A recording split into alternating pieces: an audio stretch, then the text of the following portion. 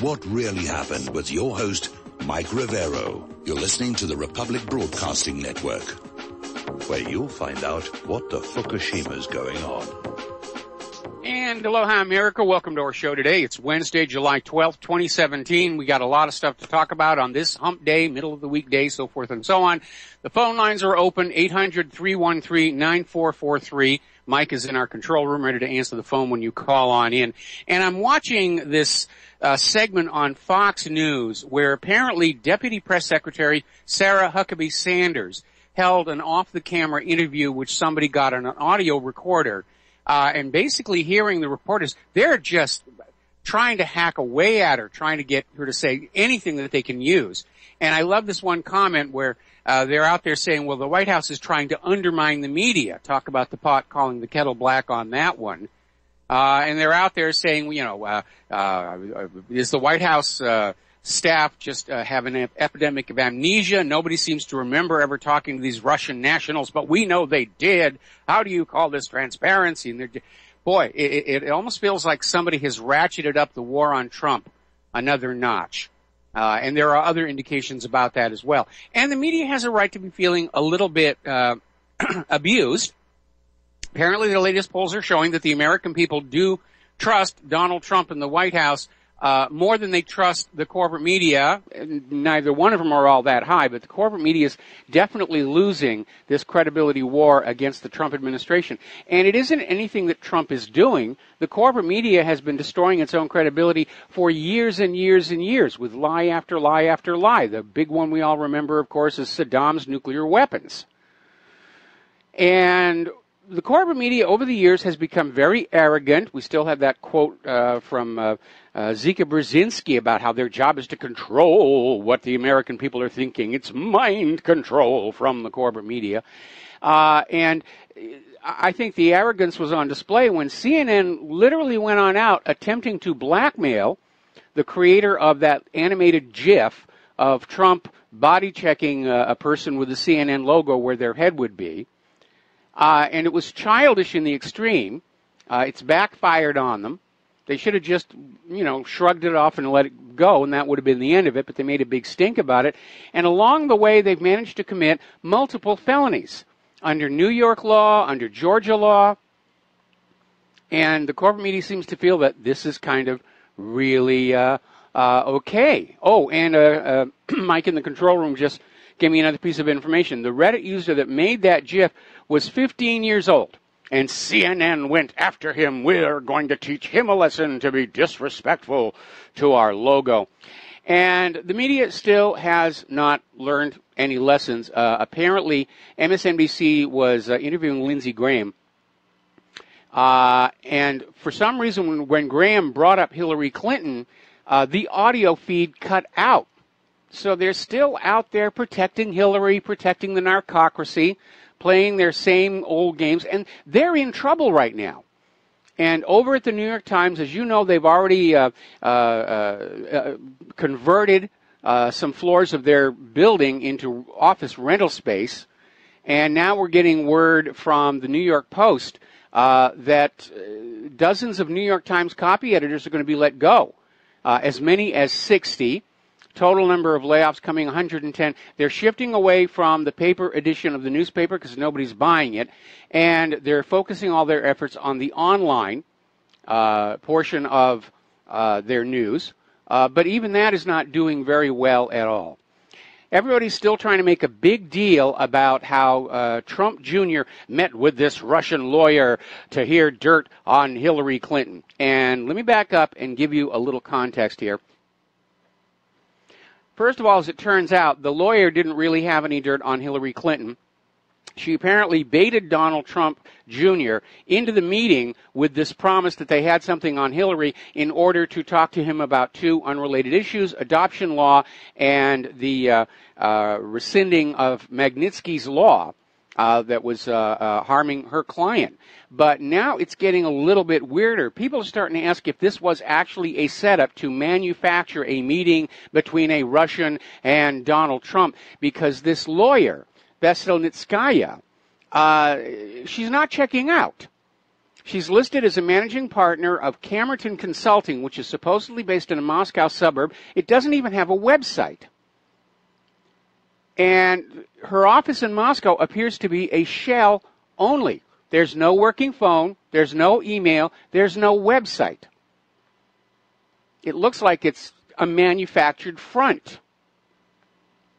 So something funny is going on there. And we know the Democrats have been intentionally using disinformation from Russia to attack Donald Trump and his campaign ads. And everybody is still talking about that dossier, the dodgy dossier written by former British intelligence agent Christopher Steele, which has been thoroughly debunked.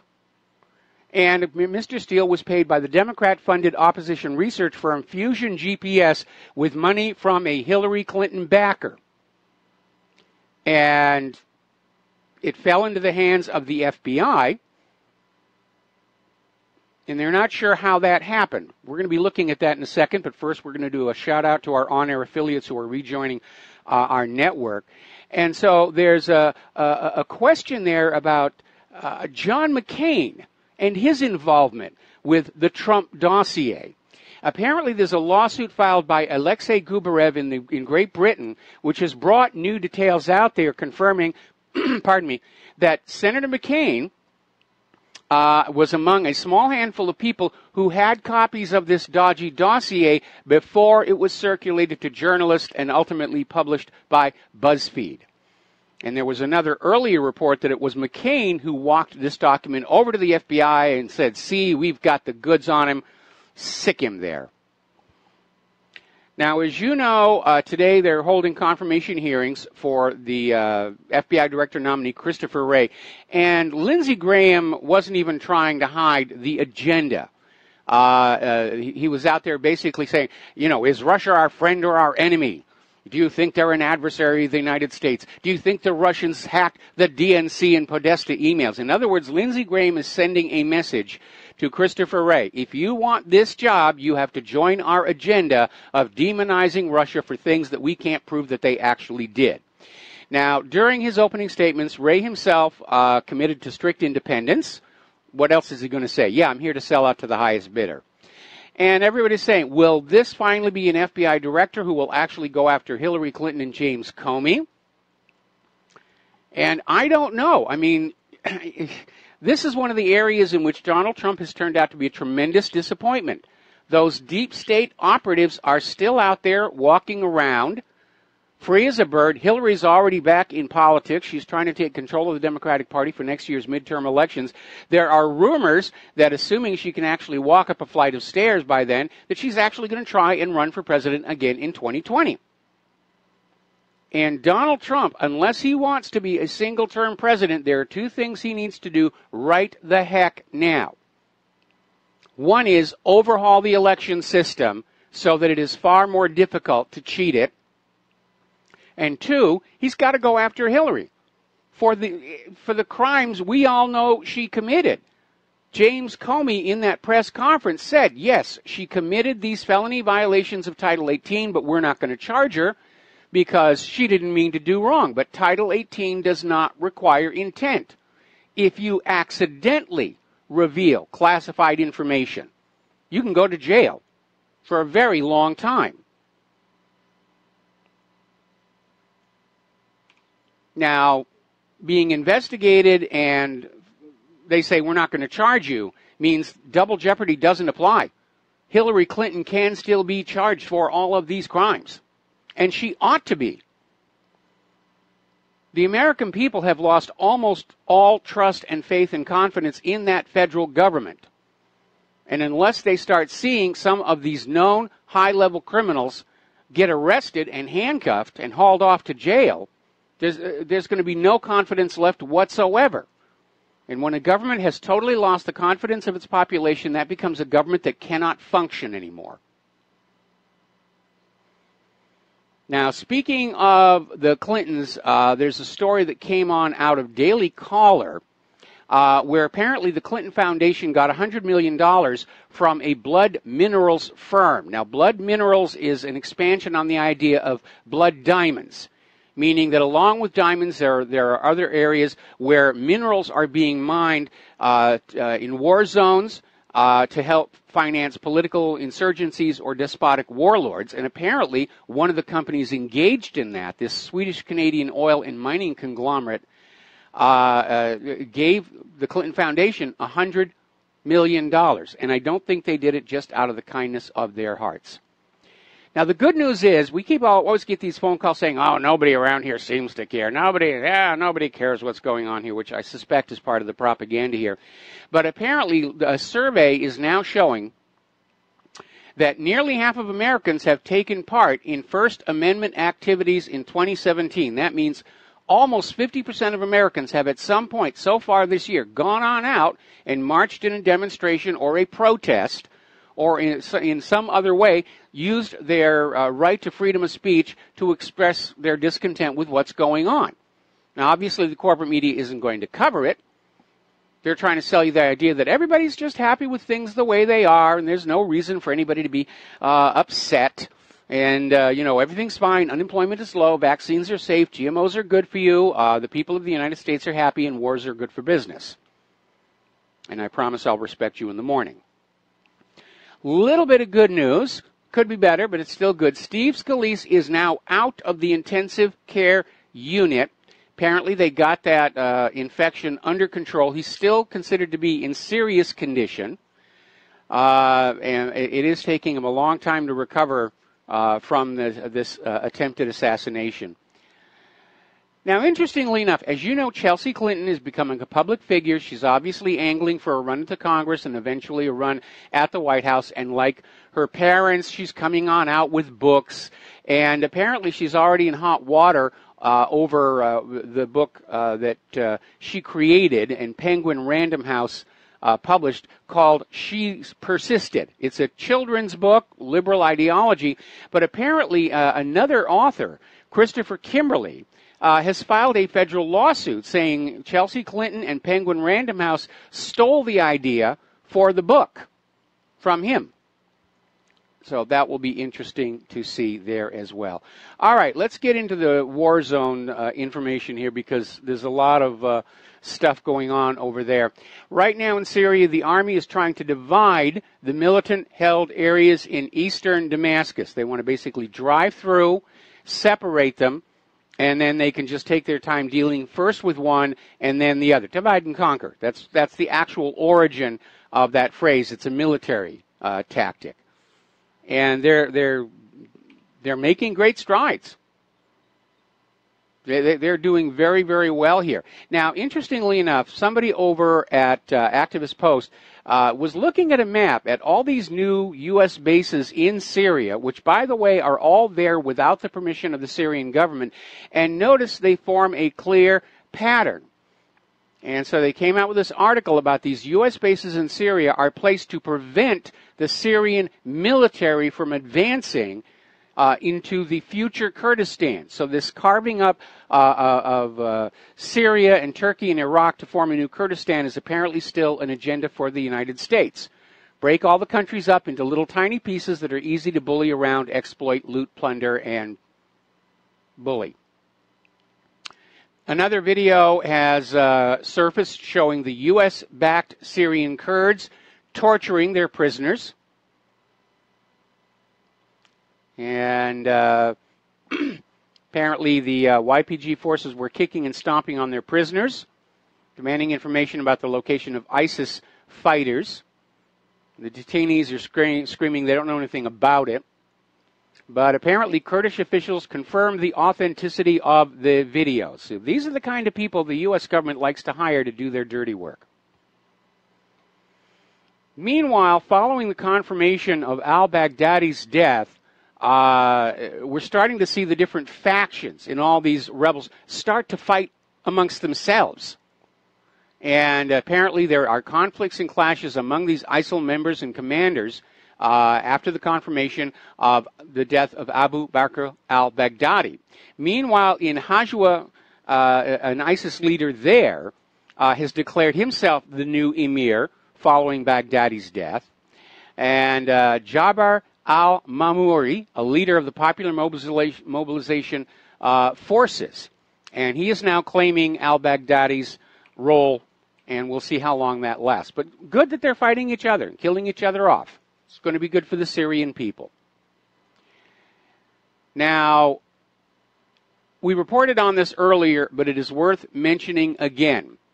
The U.S. government has declared that even after ISIS is defeated in Iraq, the U.S. forces will stay where they are to garrison the country, to make sure the people in the government aren't thinking those double plus ungood thoughts about actually running their own country for themselves. Sets a bad example for everybody else. And I expect that if the Syria situation is resolved with U.S. forces still on the ground there, they'll make the same declaration. Yes, we are the exceptional, indispensable country, and we have decided we're going to have our people on your ground, and there really isn't much that you can do about it. Which sounds like famous last words. In fact, I remember hearing something similar to that back during Vietnam here. Now, the Syrian army up in Damascus seized a convoy of 4 vehicles that were carrying a large volume of arms and ammunition to terrorist-held regions that are currently under the siege of army troops. These 4 trucks were trying to break the siege, and they found machine guns, munitions, thousands of rounds of bullets, mortar shells, and this is the interesting part, French-made missiles. Everybody's running guns all over the place there, still trying to keep things cranked up and violent. The U.S. dares not let the violence stop, because as soon as it does, Syria will say, the war's over, you can all go home now. And I'm sure the U.S. will claim victory over ISIS and al-Qaeda, but in the greatest strategic plan of their agenda for the Middle East, it is a defeat. And it will be the biggest military defeat for the United States government since Vietnam. Now, down in Qatar, Turkey has proven to actually be a very good supportive friend. They have sent almost 200 cargo planes full of life necessities to Qatar since this dispute began. Let's see, 197 cargo planes, 16 trucks, and 1 ship carrying the daily needs for the people of Qatar.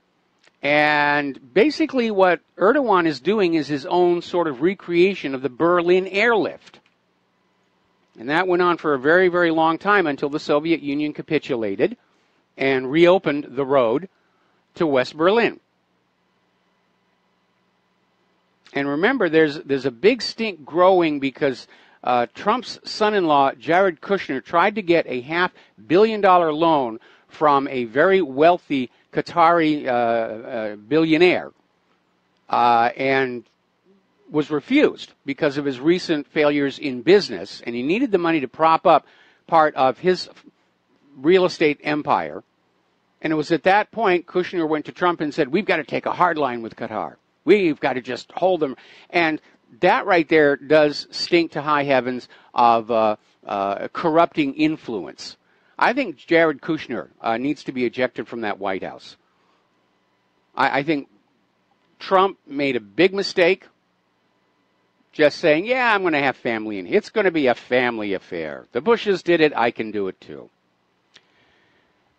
Meanwhile, the Yemen cholera outbreak has passed 300,000. The outbreak is spiraling, according to the ICRC, more than 1,700 deaths. And what is really interesting is there was an attempt or a promise by a Saudi prince that they were going to be donating money to get a cholera vaccine into Yemen, but it doesn't look like it's actually going to get there. And this actually came from Prince Salman himself. He donated $66 million to the UN agencies. He would have been better off donating it to the Red Crescent or Doctors Without Borders, who have the skill and experience to actually get on the ground and deal with cholera outbreaks. But apparently that $66 million just sort of disappeared into administrative fees and processing costs or whatever else is going on there. But I got to tell you, it doesn't feel like this is a natural outbreak. We'll be back after these words from our sponsors. And aloha, America. Welcome back to our show. We're going to take a phone call here. David in South Carolina. Aloha. Welcome to the show. What's on your mind? Das Vidanya, Davarish. You just got Russian here. for how are you, comrade? Oh, I thought Das Vidanya is what you said when you were going away. Well, coming or going. Okay. Either way, you've called somebody Davadish in Russia right now. They'd probably get kind of angry at you because it means comrade. But I just tried to pull up a potential political map of the future of the Middle East that I saw in the past. And as I was typing that in, my system crashed. I was going to send that to you, and I hope to in the future. But I was just curious in your opinion about this because you're so well knowledgeable about all this. Do you feel like Trump is being set up as Tsar Nicholas, and the thing about it being is we've got potential world war all over the world with the Russians, the Chinese, North Koreans, Iran, and if a war happens between all these countries, we're probably going to lose it because we do not have the capacity to win in all these theaters at one time. That's or why even it's going to go maybe nuclear. One or two of them.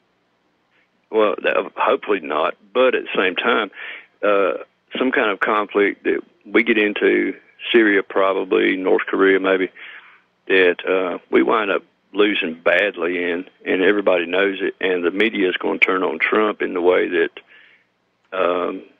basically Tsar Nicholas was looking at a situation where the war went terribly for him. The civil population was really against everything. The army rebelled on him. Everything fell apart at home. And all of a sudden, this big eruption happened. You see Antifa out there really boldly going after everything. The media, except for semi-Fox now, they're really going after everything that's going on with the anybody who's patriotic in this country. And I hate to say it, but there's a lot of people turning towards alternative media. But generally speaking, half the population really does just sit there and watch NBC News or something like that every night. And their local news might be a Fox affiliate or something like that, but they're getting the corporate feed still. And they are not, Fox News nationally. So they're seeing, the same feed they're getting from their corporate masters locally. Yeah, so, but at the same time, you have to look at the actual ratings of these corporate media outlets. They're down in the basement, which means they're out there. They're still broadcasting. They're forcing people at airports and post offices to look at the CNN feed, but people aren't watching. Because they know they're being lied to. It's like the last days of the Soviet Union, when everybody knew that Pravda and Izvestia were just nothing but, spokespeople for the government. In fact, there used to be a joke that there's no Pravda in Izvestia and no Izvestia in Pravda. And so and that was part of the deterioration of the society. And we're in the same place as well. I mean, you heard those stories earlier where the New York Times is getting ready to let more people go. The ad revenues are down in the corporate media. And now we're prior to Trump's winning the election, because they know they're not going to get it now, but while Obama was still in office, the corporate media was asking for government bailouts. That's how much trouble they're in right now. That's absolutely true. On the local market, I don't watch the corporate feed. Someone in the other room that I'm married to does. And so the local news is on as I pass through the room. And the local news is always, biased. And, the average person is, not really, half the people, I would say, or maybe a third. That's all it takes, is just tuning into a local broadcast of what they're being fed by, their local corporate guy. Mm-hmm. And so they're seeing, one side of it and not the full story. They're not getting the in-depth information that we get off of RBN or, any other. Well, that's why it's so important for everybody listening to the show and reading the website to share that information and just go to these people who are still enslaved to that little matrix TV screen and say, you are being lied to yet again. These are the same people who told you Saddam had nuclear weapons. These are the same people who told you that there was going to be no more snow and ice. And just, go to the areas where everybody understands the media lied to them and start on that foundation and say, they're still doing it today. Anyway, David, got to let you go. Got to take a break for commercials, and we'll be right back. Aloha America, welcome back to the show here, and I want to skip back to the political stuff because there were two stories that somehow I missed in my talking points. The first one is that Representative Brad Sherman of California, Democrat, no surprise, has formally introduced an article of impeachment against President Trump. And the article of impeachment is obstruction of justice, and the specific claim is that by firing James Comey, Trump was hoping to interfere with the Russian investigation. Now, this is never going to fly. This is just another attempt to be able to smear Donald Trump. Oh, there's articles of impeachment against him. Ooh, he's a bad president. So don't feel bad for him when something horrible happens to him. And the other story is Senator Grassley has now come on out and confirmed that, yes, the memos leaked by James Comey to this professor, who then in turn leaked them to the media, did contain classified information. And Comey cannot avail himself of the Hillary defense that he didn't mean to do wrong. Yes, he did. He knew it was wrong to be leaking classified information to people who don't have the security clearances to handle it. So, book him, Dano. What can I tell you? All righty, getting on back to the war zone information here. Apparently, the United States has approved a $3.9 billion Patriot missile system for Romania. Just trying to wall in Russia with all these missile defense systems, and Putin is coming on out and saying we're going to be forced to respond. There are going to be reprisals. Russia's not the aggressor. The U.S. is the aggressor, and what the U.S. is trying to do with all these missiles all across Europe and all across Asia and up into South Korea is to build a picket line to discourage Russia from responding to a first-strike nuclear attack. Remember, Paul Craig Watson actually came on out and said, his sources in Washington, D.C., said there was serious consideration being given to the idea of avoiding a conventional war with Russia entirely and just hauling on off and nuking them and leaving them so afraid that they wouldn't dare a retaliatory strike. And I wouldn't want to bet the planet on that. But that's what all these patriots and THAADs are all about, is trying to hem in Russia so they can't fight back when the U.S. attacks them. These people are really insane. Are they all on prescription antidepressants there in Washington, D.C.? Is there lead in the tap water in Washington, D.C. like there is pretty much everywhere else in the country? Because these people are not acting like they are sane. Now, article that came out of Alternet, Trump is on course to get a hot war going with North Korea. An underinformed president faces an overhyped threat. What could go wrong? And basically what they're saying here is that they're trying to make a big deal out of the fact that North Korea is test firing their missiles. They land in the Sea of Japan, and there's no difference between that and when the United States test fires missiles from Vandenberg or from right here in Hawaii over at the Pacific Missile Test Range and drops them in the Pacific. It's exactly the same thing. And they're trying to make a big deal out of it. Now, as you know, China, and for that matter, pretty much everybody else in the world, they've really had it with all these U.S. wars. They don't want to be part of a coalition. And China has basically come on out and said, you can't blame us for what North Korea is doing. They don't listen to us either. And now the U.S. is back to saying, we're going to go it alone against North Korea because we have to. And Nikki Haley's already up at the United Nations saying, yes, we will act on our own to curb the North Korean threat. North Korea is not a threat. North Korea does not threaten world peace. The United States does.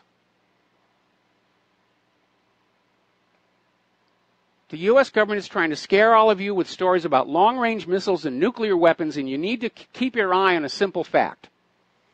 The only country that has ever actually used nuclear weapons against the civilians of another country is the United States. All nuclear weapons produced since then, and their delivery systems, are built on the idea of deterring an attack, of making the cost of invading our nation so great it simply isn't worth it. And that's why these other nations want these missiles. And Iran could have a nuclear weapon. They're not going to use it unless they're pushed into a corner. Saddam could have had a nuclear weapon. He wasn't going to just haul off and use it. They're very expensive. You spend a lot of money building that deterrent. You're not just going to throw it away on a whim. These countries that want nuclear weapons want to deter the United States from messing about with their country, as the United States has been messing about with other people's countries for decades. And that makes a lot of sense here. Now, even as it screams about the test of North Korea's mid-range missile, the U.S. has another drill. They air-launched an ICBM from a C-17 that took off from right here in Hawaii and fired it northward over Alaska, and it was intercepted by a THAAD, we are told. A lot of video about the launching, the deployment, and everything. I didn't even know that we had an air-launchable ICBM, but apparently we do. But we know a lot of U.S. military testing, especially for political gain, they're rigged. Homing beacons, whatever it takes. So they had their little test here. Now, again, everybody who's paying attention knows who the aggressor is. Everybody understands they're going to have to be ready to defend their nation against aggression eventually. Remember that neocon agenda is the U.S. will rule the world. The U.S. government is gunning for everybody. No country on earth is beneath the notice of the neocons. They want it all. And other countries who are looking at this are getting ready to take a stand, to make it as costly as possible for the U.S. to mess with their country.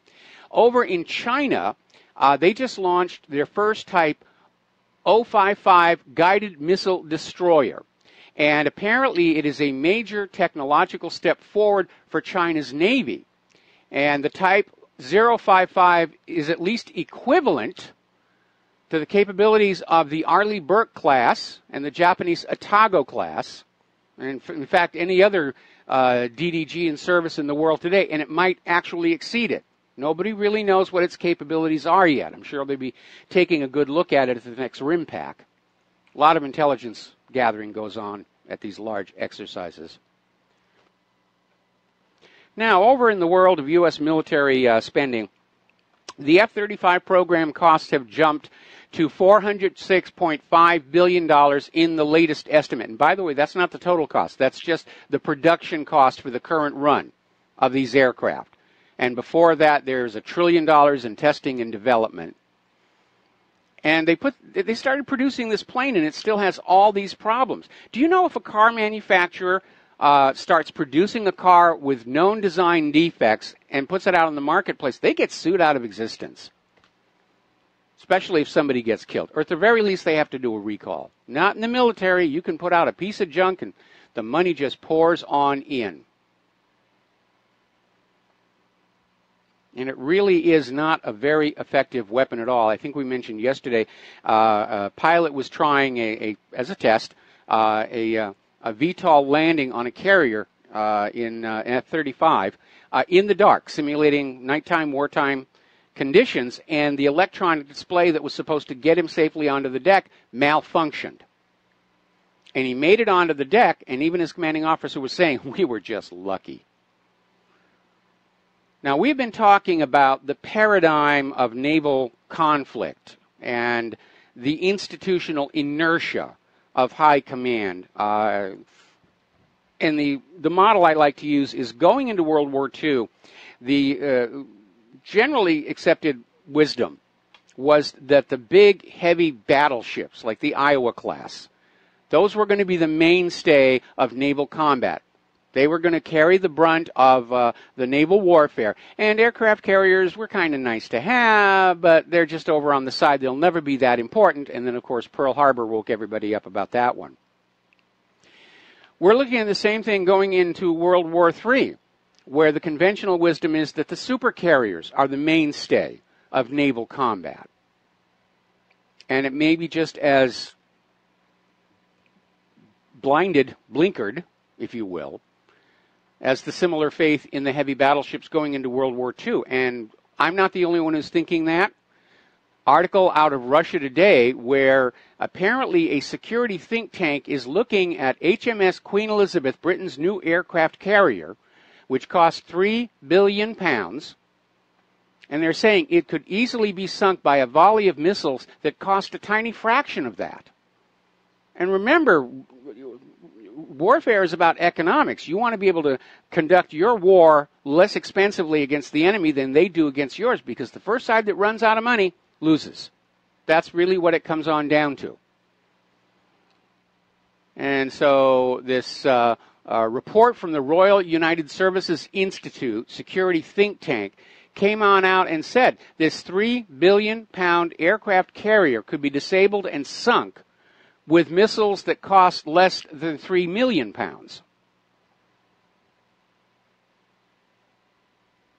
And yeah, they're absolutely right, because Russia and China and other countries have been thinking outside the box. They recognize the U.S. dependence on the supercarrier, and they've been designing weapons specifically engineered, artificially intelligent, maneuverable, ultra-fast, specifically to go after those carriers. Now, down in Israel, there's been kind of a weird development. They've just passed a new bill from the far-right coalition ordering the courts to give priority to Jewishness over democracy, which sounds kind of like a weird situation. But the idea is basically Israel is trying to redefine itself as an ethnically or religiously based state, a theocracy. And said the bill basically saying that if courts are confronted with a question of something being democratic versus serving Jewishness, they have to give the priority to the Jewishness. So yeah, they're becoming ever more apartheid. Day after day after day after day after day. All right. Let's talk about the economic news for a bit. It's an interesting article over at Zero Hedge on borrowed time, and it starts out with a cautionary reminder from history, saying that there are a number of things you do not want to hear a central banker say. And one of those things just popped out of Janet Yellen's mouth. Quote, "I don't believe we will see another financial crisis in our lifetime," end quote. She actually said that. And that has to be right up there with Irving Fisher's observation from the 17th of October, 1929, that stock prices have reached what looks like a permanently high plateau. Or John Maynard Keynes' forecast from 1927, we will not have any more crashes in our time. In other words, it's famous last words. And interestingly enough, many years ago when I was still working in film, I had a small bit role on a production of The Day the Bubble Burst, based on the book of the same name, which was written by somebody who'd actually been on the trading floor during the crash of 29, and he was serving as technical assistant to the show. And that was in the script, where Irving Fisher comes on out and says it's reached what looks like a permanently high plateau.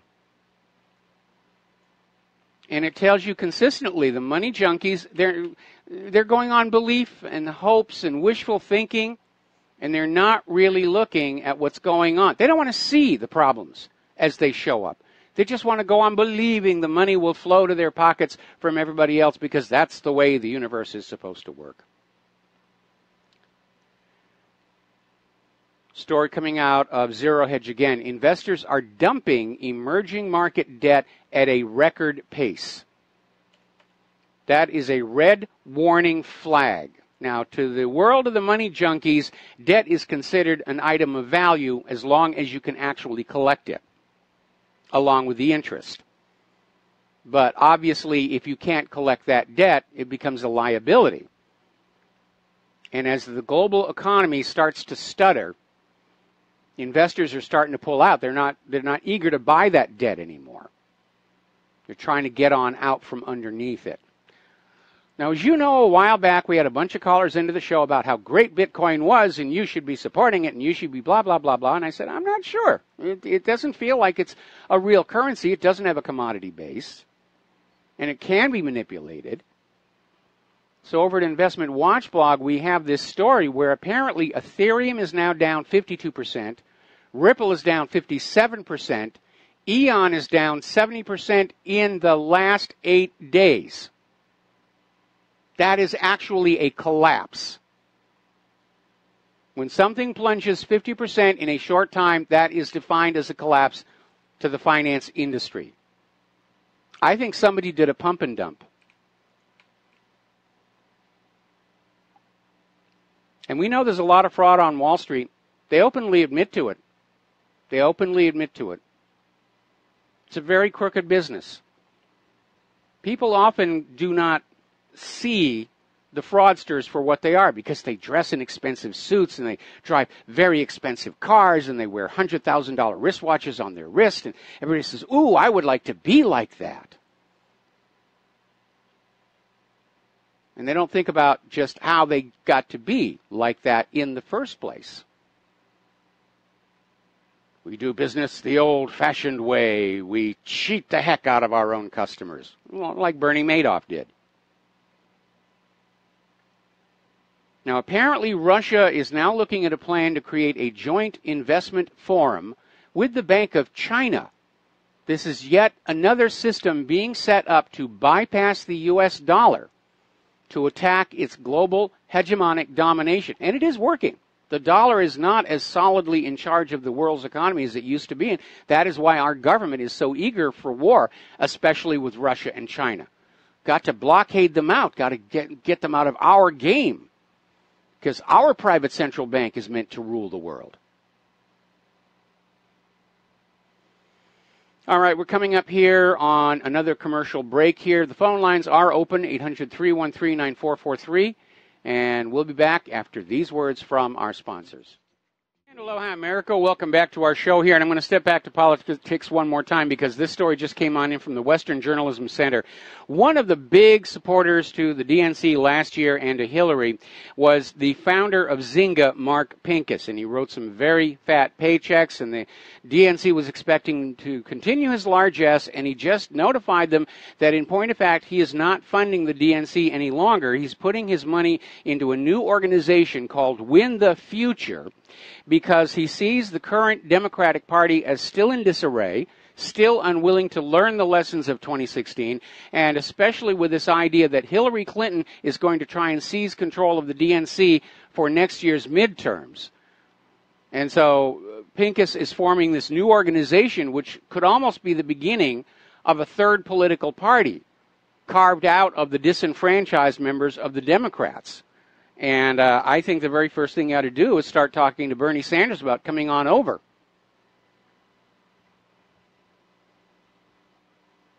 All right, getting on back to the economic news here. Connecticut capital Hartford has been downgraded to junk status by Standard & Poor. And this basically, last week, Illinois passed a 3-year overdue budget in hopes of avoiding a downgrade to junk status. But apparently Moody's is now saying it may still downgrade Illinois to junk status even though they have a budget deal. In fact, it could happen pretty much at any moment. Everybody is running out of money. It's all being sucked up by Wall Street, Israel, and the war machine. And I'm still getting all these emails about how raising the minimum wage would be terrible. No, it's not going to be terrible. Because right now our economy is broken. It has been made impossible, almost impossible, for ordinary working and middle-class people to trade their labor and skill for decent wages and salaries that they can then pump back into the economy to keep it going. If you don't find some way to start getting money to the middle and working classes, it is going to collapse. It already is. Look at the retail Mageddon that's going on. And I find it utterly amazing that supposedly the finest minds on Wall Street and the finest economic advisors in the government really don't seem to understand that. Or maybe, as I suggested the other day, they know it's going to collapse anyway. There's nothing they can do to stop it. So they're just going to grab what they can grab for themselves before the party ends. Meanwhile, we're finding out Gymboree is closing 350 stores after they filed for bankruptcy.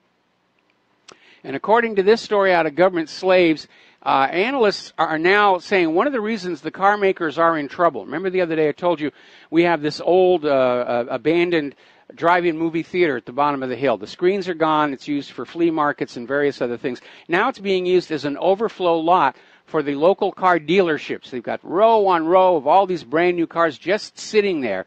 It turns out, analysts are saying, right now the average U.S. household cannot afford a new car. We're going to take a break for station identification. We'll be right back. And aloha, America. Welcome back to our show. Hour number 2. The phone lines are open, 800-313-9443. And I want to back up and recover that story that we were talking about going into the break, because I don't know if you actually heard the end of it.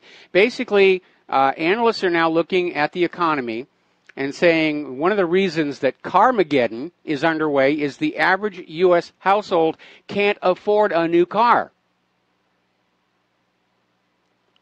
And again, we're seeing this willing blindness of an economic system that feels that they can raise prices and lower wages and salaries and still somehow continue to do business. It doesn't work that way.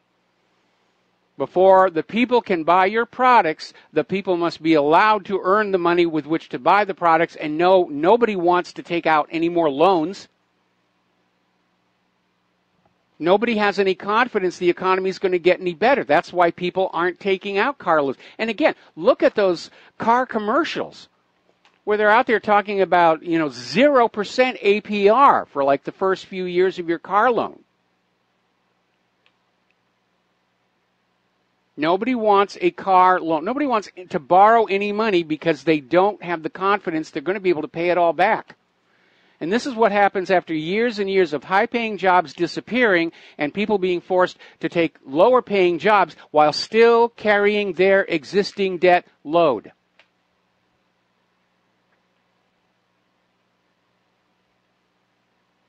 I think the economic planners are looking at their little numbers and their ledgers, and they're dreaming of wealth beyond Midas, and they really did not factor in the psychology of the population and how it would react to the economic changes, because they're making some really, really bad mistakes, in my opinion. All right, we're going to take a phone call here. Don in Louisiana, I think. Aloha, welcome to the show. What's on your mind? Yeah, it's Iowa. Don in Iowa. Okay, and the font on this screen is the L and the I look exactly the same here. Okay. You got you're using homemade computers over there, right? Pretty much. Well, actually, this is running on an old XP laptop, the Skype link, which is also my text communication here. Well, I admire you for being able to do all that kind of stuff. I couldn't do anything. Anyway, here's my question. This whole deal with Russia, Lindsey, what's the guy's name? Lindsey what? Graham. Lindsey Graham. Yeah, he's like a cartoon character, reminds me. Most of them are. But, I mean, he's asking this, what is that guy supposed to say? Are they an enemy or a friend? Well, I mean, we're not at war. The guy could have said, listen, I mean, he should have come right back at him. We're not at war with, of course he can't. He has to just shut up and try to and wait till the whole thing's over with. Lindsey Graham didn't expect an answer. Lindsey Graham was sending a message. You are either on board the Get Russia bandwagon or you will not be confirmed. What Ray should have actually come on back and said is, I'm going to be in charge of an investigative bureau. Foreign policy is set by the Department of State. So that is a question that is more suited to whoever's going to be Secretary of State, except we already have one, of course. But Lindsey Graham was telegraphing a message. He is saying that from now on, any of Trump's appointees, if they're not on the Get Russia bandwagon, they will not be confirmed. Well, he's trying to say that, but Lindsey Graham himself actually has no power at all. I mean, he tried to run for president, and he couldn't even get 1%. Nobody really likes the guy. Well, he's got no power with the voters, but he's very in tight with Israel and AIPAC, and that gives him a lot of punch behind the scenes. They're not going. I don't think they're going to reject this FBI guy. Well, we'll see what happens, but it almost feels like this, dump Trump and start war with Russia agenda has been cranked up another notch. They just grab that little lever, put the thumb button in, and boom, up another notch. It just feels like that. You can almost feel the panic and desperation in some of these people. Okay, but as far as Russia, I must have missed something. I know I have not followed foreign policy really close the last 20 years, but at one time, everybody was overjoyed. Russia, Russia's turned into capitalism, and Russia is on ours. At one time, we were sending people over there to help them navigate into the capitalistic world and this and that. What happened? I mean, where exactly did all this change? I don't understand that. It changed about the time that Vladimir Putin took direct control over Russia's private central bank. Now, Russia's bank is still privately owned, but it is being run by the government in order to manage Russia's public currency as a public utility, and that is something the private central bankers absolutely cannot stand. And as the U.S. dollar loses trustworthiness in the eyes of the rest of the world, more and more people are getting leery of that whole Bretton Woods deal, and they want to start doing commerce with other nations without having to go through the U.S. dollar. And that's why Bretton Woods is falling apart, and more people are taking to international trade with the ruble and the yuan, which are very stable, trustworthy currencies, and more Russia and China are buying gold to partially back their currencies with a known commodity. And so from the U.S. Economic point of view, Russia's ruble and China's yuan are a threat to the continued global hegemonic domination of the U.S. dollar. And the reason that is so critical is because following Bretton Woods and this automatic flow of money coming into the American empire from every other country in the world that was doing business across an international border, our system got lazy. They let our manufacturing go away to other countries because they just didn't want to get their hands dirty. And now American domestic manufacturing is in serious decline, has been for 30 years. Both in quality and quantity, American-made products are now being viewed around the world as overpriced junk, not worth having. And then when you throw on top of it that disastrous experiment with GMO agriculture that nobody wants to buy, I mean, both Russia and China ban GMO inside their countries, then right now the entire U.S. economy is being propped up by the interest being generated from forcing other countries to borrow U.S. dollars to trade across borders, and most importantly, to buy oil with. And that was the main reason for the invasion of Iraq, and for Libya was the decision by Saddam and Gaddafi to stop selling their oil for the U.S. dollar and to sell it for, in Iraq's case, the euro, and in Libya's case, the gold dinar. That's really what's behind all of these wars and bloodshed, is dragging the world back to Bretton Woods, where everybody's economy is subordinate to the U.S. economy. Yeah, but it'll never work. In the long run, it's not going to work. I don't think it's going to work either, but unfortunately... In the long run, it won't work. It's a delaying tactic, maybe, but you're right that people can't afford to buy cars in America anymore. If there's any time they would want to buy cars, it would be right now. They're cheap. Oh, looking at those commercials. If gas is cheap also. I mean, once you get a car, you can... gas is pretty cheap. No, if anybody had any money, now is definitely the time to buy a car. But again, people don't have a lot of money. A lot of people are struggling just to pay their rent. And again, nobody wants to take out any more loans. People are working really, really hard to pay down their existing debt, and because they can see what's coming. They have no reason to think that they're going to be able to sustain the loan payments on a car loan into the future, because the economy is clearly heading downhill. Companies are closing. People are losing their jobs. We all know we're being lied to about the unemployment numbers. The entire general population of the United States right now is very dispirited, and they're very pessimistic about the future. And nobody's going to sign a loan agreement when they're not convinced they'll be able to actually make those payments, because we all have to protect that precious little credit rating. People are just trying to survive, and there's this new thing, ride sharing in big cities. People, instead of driving your own car to work, they have some kind of they have a lot of carpools going on. There's nothing new with that. I mean, back when I worked at JPL, I took part in a carpool there because I lived quite a distance away from the lab. Back then, it was more about saving the environment than it was the economic necessities. So anyway, they say that's increasing a lot, though, that people are doing that. It is, but again, you need to be very careful because criminals are taking advantage of that. They'll run a Craig's ad for let's start a carpool, and then people show up and they get robbed. And so you have to be careful about that. And again, where are the police when you really need them? We're going to do a quick shout out to our on-air affiliates who are just now rejoining our network. But yeah, if anybody actually had any money, the prices on cars are really good. The prices on appliances are really good. But nobody has any money, and nobody wants to borrow any money because these employment numbers they try to throw at you it's deceptive. Yeah, there are jobs, but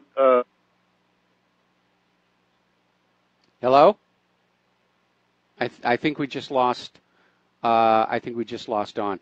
Yeah, I mean the reality is the government wants to talk about there's jobs out there.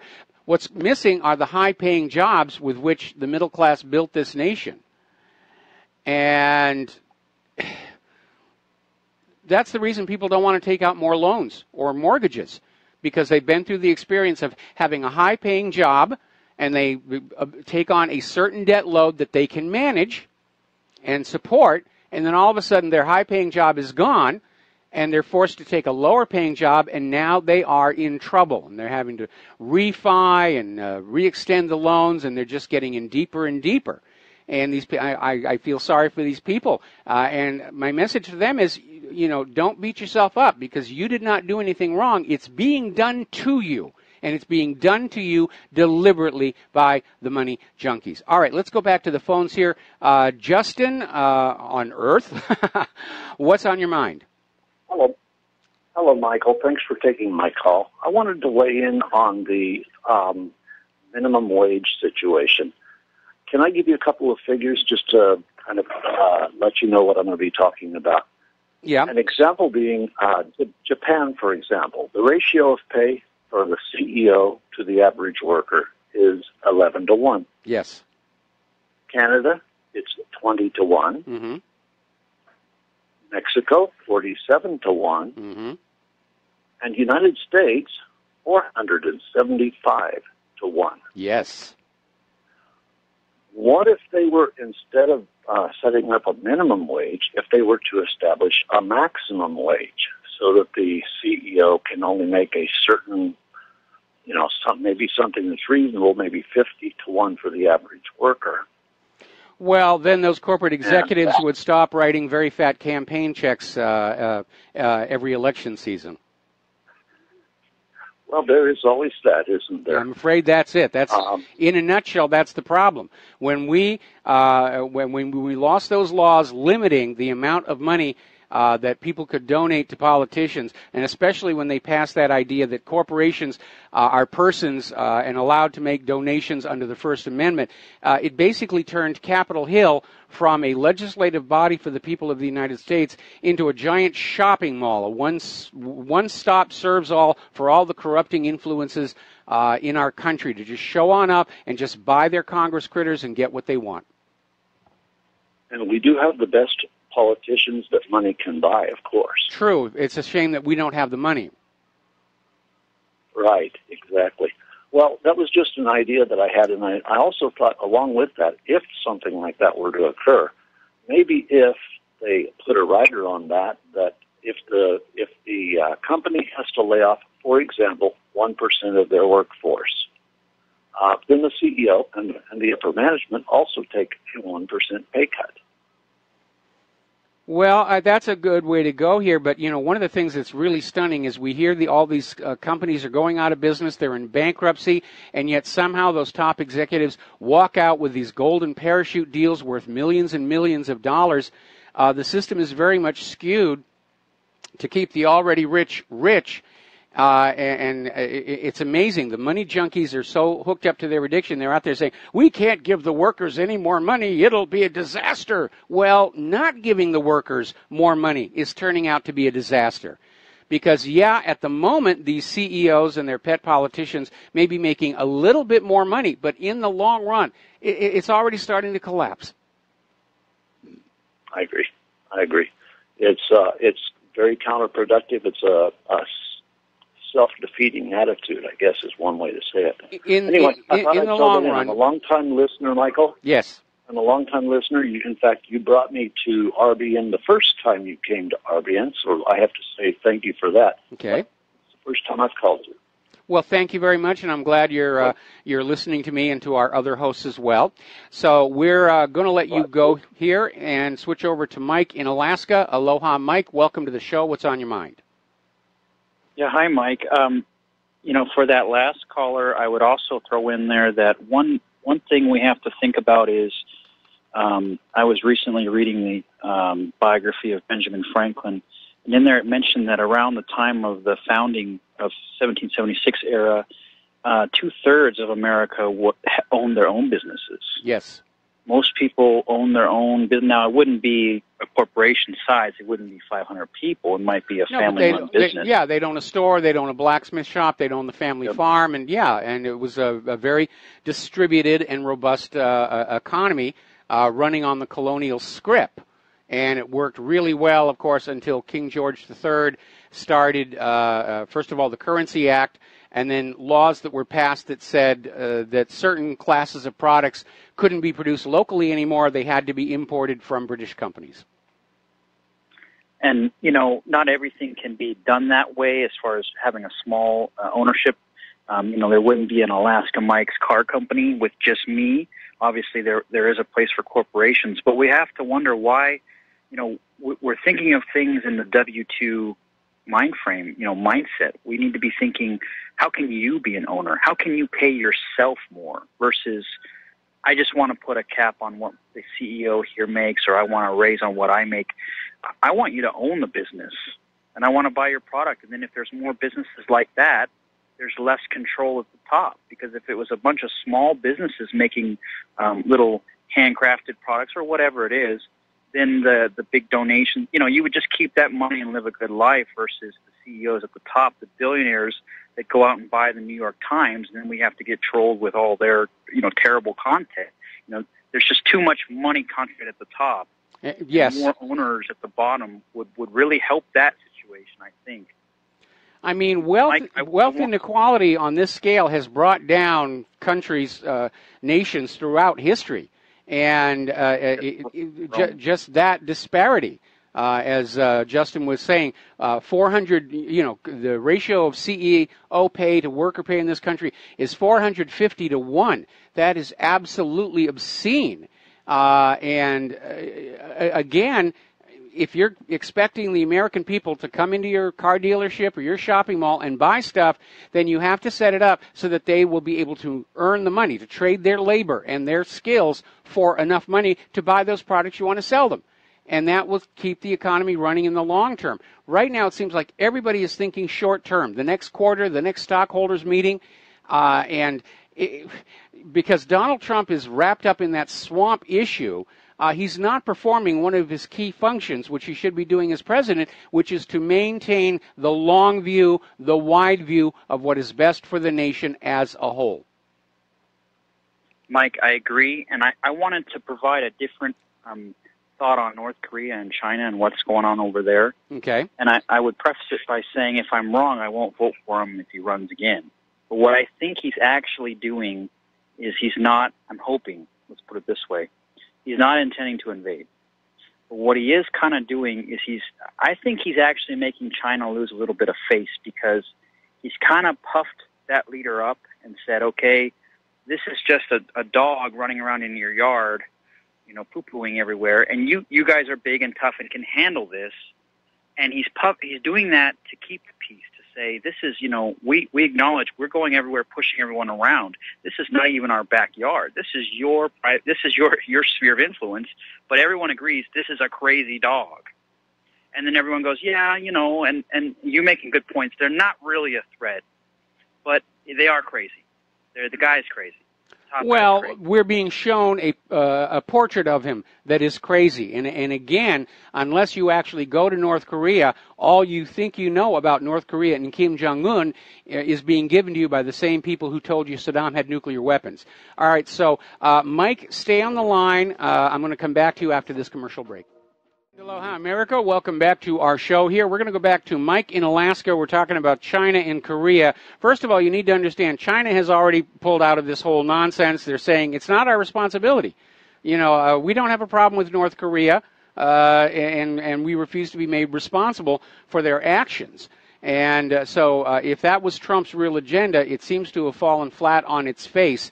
But I really don't think that was the agenda. I think Trump has been successfully corralled, cornered, whatever you want to call it, and he is now going along with the agenda of the deep state. And when you get to be my age, you start to recognize a pattern. Every single election, you'll have candidates who are out there saying, we need to stop this insanity, we need to stop the rush to war, and they'll get elected, and then all of a sudden, we're still getting what we were getting before. The core agenda of the United States never changes. War, greed, and empire. Mike, that I could be totally wrong. That could be what's happening. I hope it's not. North Korea, think about it like this. What if we went in? What if we were talking right now and we had won? We're in there and we've got troops. I mean, what would you end up doing? Where would it end up going? Would it be annexed to South Korea? Would China set up a buffer zone? It's just such a pitfall. Even if you win the military side of things, it turns into an Iraq times 10. I think that Trump knows that. I think that even though he likes to puff up the macho kind of alpha male stuff, he knows that it would be worse than what we've already done in the last 20 years or so. And so my theory is that he'll actually go to the Asian countries surrounding China and North Korea, and what he'll do is, after he kind of puffs up China and says, take care of it, they've politely said, exactly what you just said, not really an issue for us, not our concern, we're not interested in this. But then he goes to the neighbors and say, well, there's a dog running all around. It usually hangs out in China's backyard. They've said they're not going to do anything, and I'm not the dog catcher anymore. So it's all on Japan. If you need to build something over here that handles this kind of situation, do it. And I personally think that would be totally fine. But from the Chinese perspective, if their neighbors start kind of ratcheting up the defense spending, even if it's for North Korea, that makes the South China Sea stuff a lot more interesting. And meanwhile, Trump can say, I've kind of let off the gas here. I'm not trying to get up next to China or go in here or do anything. I've just let everyone do what they're going to do naturally, which is defend themselves. Well, it's a pleasant fantasy, but I don't see it playing out that way. And unfortunately, the people who are urging an invasion or an attack on North Korea, again, they are not thinking long-term consequences. It's just like the people who got us into Vietnam. They weren't thinking it could stretch out that long, cost that many American lives, and result in a military defeat.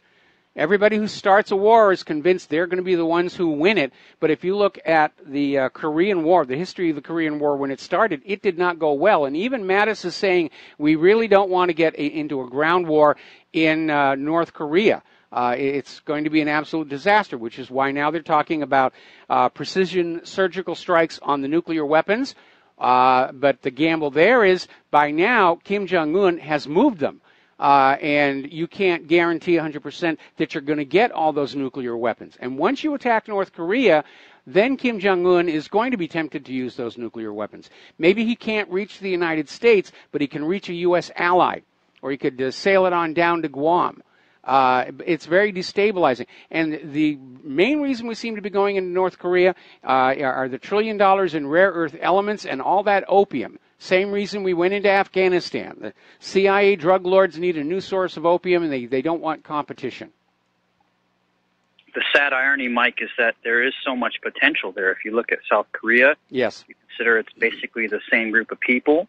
And they've done a lot of research on liberal democracies and the places in the world it can take hold, take root, and work. And one thing is you need, I think it's either 95 or 100 IQ average population. Well, the Koreans they have very high IQs. So they're very, very, very smart people. But, looking at what's going on in this country, I'm not sure liberal democracy is the best of all possible systems. If you look at how the liberal Democrats have been behaving ever since the conservatives won. Anyway, listen, we got to let you go. Got to take a break for commercials. We got all kinds of callers on the phone lines, and we'll be back to take those calls. And aloha, America. Welcome back to the show here. We got a lot of callers waiting on the line, and I'm going to ask some of you to be patient. We will get to you here. We're going to start with Sherry in Texas. Aloha, Sherry. Welcome to the show. What's on your mind? Aloha, Mike. Yeah, I've had another awakening to the corruption that we're dealing with here. Is the phone service provider. I was talking to a friend. He said, "Gee, my local calling isn't that expensive." They're working like banks, like Wells Fargo. They added on all these extras when the people didn't ask for them. Yes. Well, this is a Verizon subsidiary that took over landlines recently, and they carried over charges. I was paying $25 a month, and this has been going on for more than a year, for ancillary charges that I never asked for, evidently, and it was carried over, like I said. You have a thing called an access charge, and I didn't realize that the access charge included things like Lifeline. I can get up off the floor, I can still do petty tours around the room, and maintenance charge. I guess my lines run underground, so I don't think lightning's going to get them. Identity theft. I don't even think I have a FICO score anymore since I've been over 11 years since I've ever used any debt. So it's and they called it an access charge. Well, I think the problem is when you're talking on the phone, it's not legally binding, so you really have to put these things, I think, in writing. I asked for no extras, and that's a flat rate charge. Well, no one explained to me the difference, when you're talking, they're saying, well, you do want access to this line.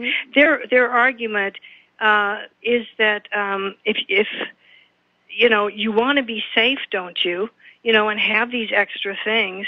And that's their job, is to get you to agree to go along with it. Now, for the Lifeline one, real quick, it's not because you can get off the floor.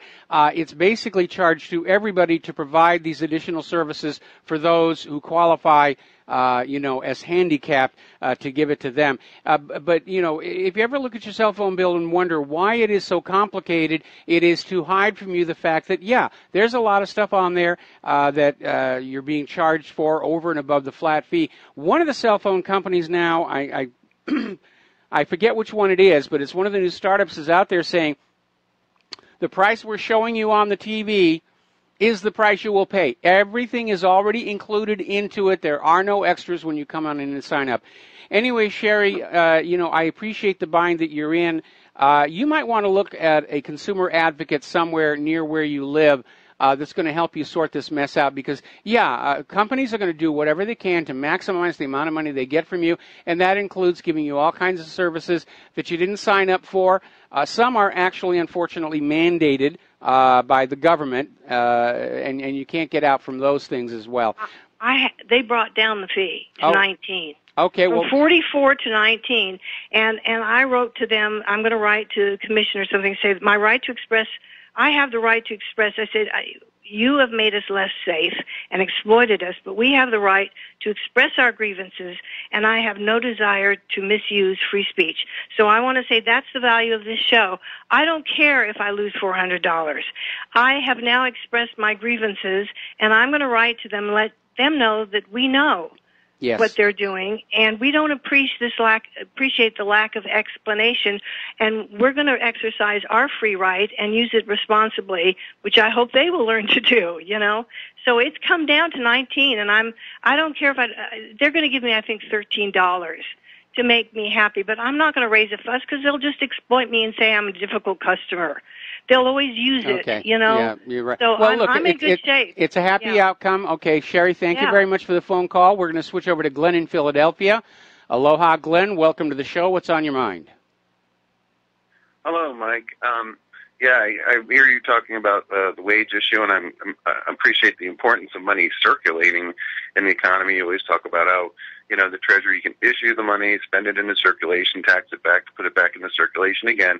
This always reminds me of the Broadway show Hello, Dolly, and in the movie Walter Matthau and Barbara Streisand starred, and Walter Matthau played a character named Horace Vandergelder, who was a wealthy entrepreneur. And someone, asked him about his philosophy, his success. He said, "Well, I always figure money's like manure. It's not much use unless you spread it around." Yeah. And that's a classic thing. However, when it comes to minimum wages, it's sort of like an unfunded socialist, mandate. And when it's imposed on entrepreneurs, we know it drives small businesses out of business, and it tempts big businesses like fast food to automate. So while the money needs to be circulated, I'm not sure taking it out of the hide of existing entrepreneurs is the best way to do it. Well, perhaps reappropriate.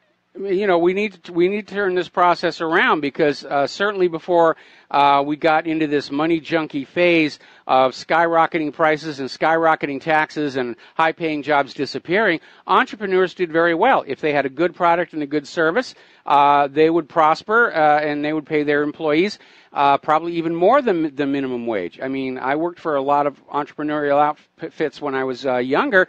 I never once was offered minimum wage. They were paying for the talent that they were hiring.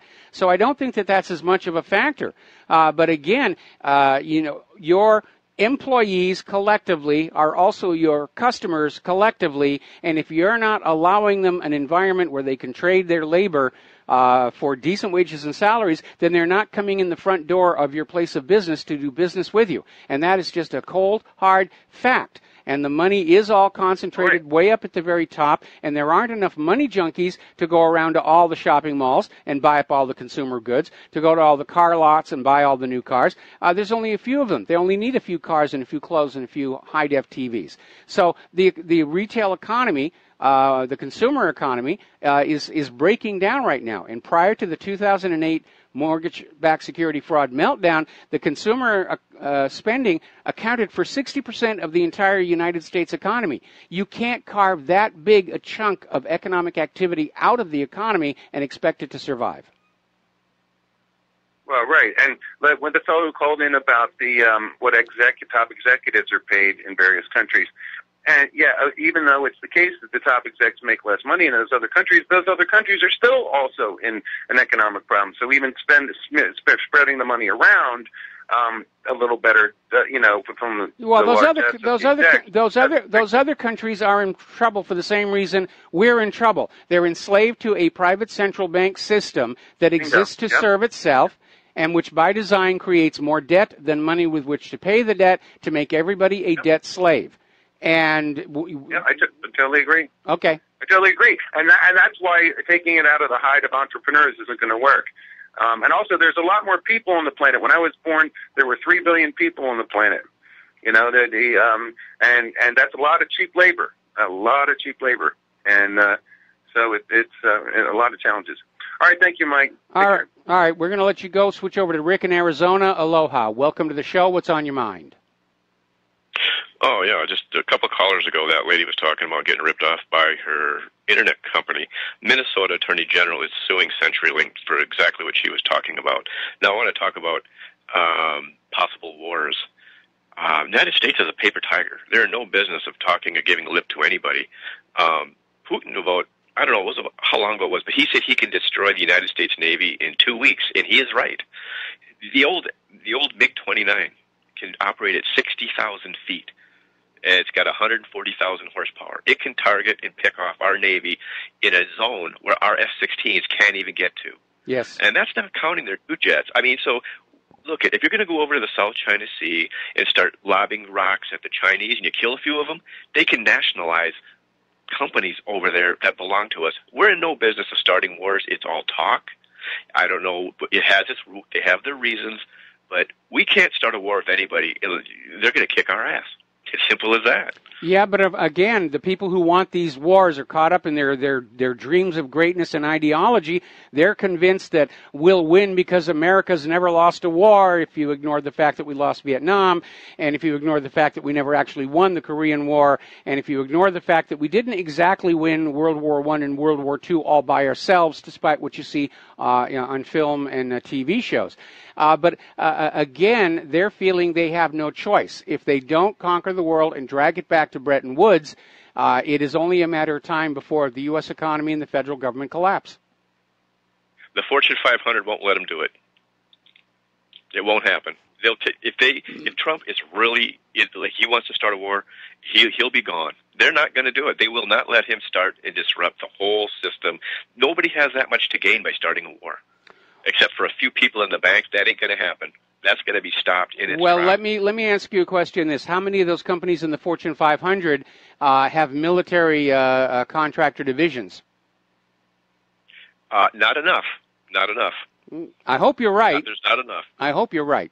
I mean, I know what you're saying, Mike, but when it comes down to actually start throwing the rocks and causing trouble and getting other countries, people that are on the ground near our factories, controlling, our businesses, they're not going to go for it.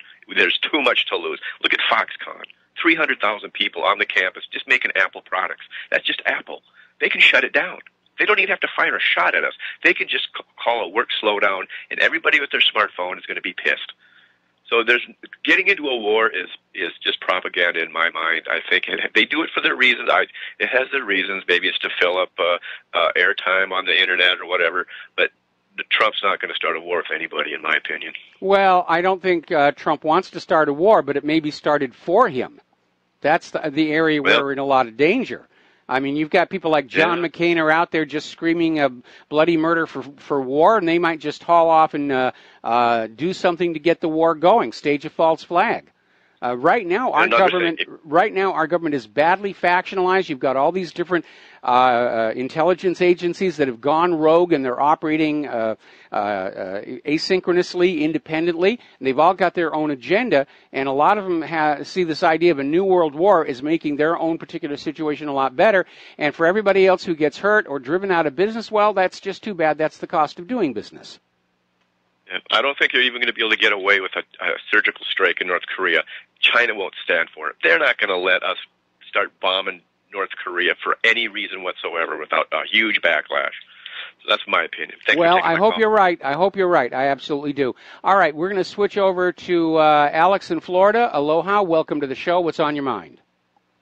Hey, Michael. I just want to say this one thing in response to that last conversation. The book War is a Racket shows how industry's profits quadruple. Yeah, that's a good reference. That's a good reference. And I mean, all the industries and businesses actually make so much money, they want war. I hate to say that. But I was calling to tell you that I'm concerned about Trump's life. I think that the globalists are running out of options in Russia crap to impeach him, even though they submitted an article of impeachment today. Did you hear that? Oh, yeah, we reported on that here, and it's not going to go anywhere because the House would have to have a majority vote, and the Republicans, they've got 24 more Republicans than Democrats in the House of Representatives. It's not going to go anywhere. It was filed just so the media can say, oh, there's an article of impeachment against Donald Trump. And absolutely, if they're planning on an assassination attempt against him, they're going to want to demonize him first so that people won't feel that sympathetic to him when he goes. That was a big part of what Lee Oswald was doing with Guy Bannister in New Orleans before the assassination, where they were passing out all these flyers that John F. Kennedy was soft on communism, and they were just trying to demonize him in the eyes of the general public so that when Kennedy finally was killed, there wouldn't be as much sympathy. That part didn't work. The nation was very shocked and upset over the assassination of the president. That's right. Well, I think that the people that actually do the real polls, which I actually think the Democrats and globalists actually do real polls, I think that they know, according to those real polls, that Trump's a little more popular than what everyone's letting on that he is. He's much more popular. And I'm just afraid for his life right now because they're running out of options. And I think that the crimes that he's trying to uncover are more than we realize. Well, there's too much that we do not know, but I agree with you that the end game of this attempt to get Trump out of the White House could very well be an assassination attempt. And I'm glad he's got his own private security, working with the Secret Service Protective Detail, because lately the Secret Service Protective Detail, they haven't been all that good. And frankly, when they were checking Claire and I out when Obama was here for Christmas one year, I wasn't impressed by them. So, yeah, I hope Trump has his Kevlar undies on and he's being really, really careful, because presidents do get killed when they get in the way of corporate profits. Yeah, that's right. And did you hear where Jonathan Turley basically said that what Donald Trump Jr. did, like meeting the Russian lawyer, basically he didn't break the law? No, he didn't break the law. It was just a meeting, and what was discussed was a client's interest in the laws of the United States. And by the way, it's just now come on out that lawyer, the one whose Moscow office appears to just be a shell with no phone, no email, no website. Apparently, there's a photo that she put out on Facebook from inside John McCain's office. So now, if it's a big deal for Donald Trump Jr. to have met this Russian lawyer, why aren't they going to make a stink about John McCain meeting this lawyer?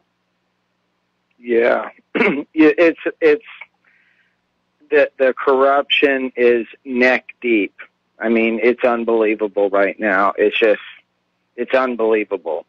And it's pathetic that the globalists, there's a lot of Democrats, I don't think that they intentionally mean to be what they are, but they need to really take a good look at their position, because I think it's a very evil position to try to discredit the rightly elected president of the United States.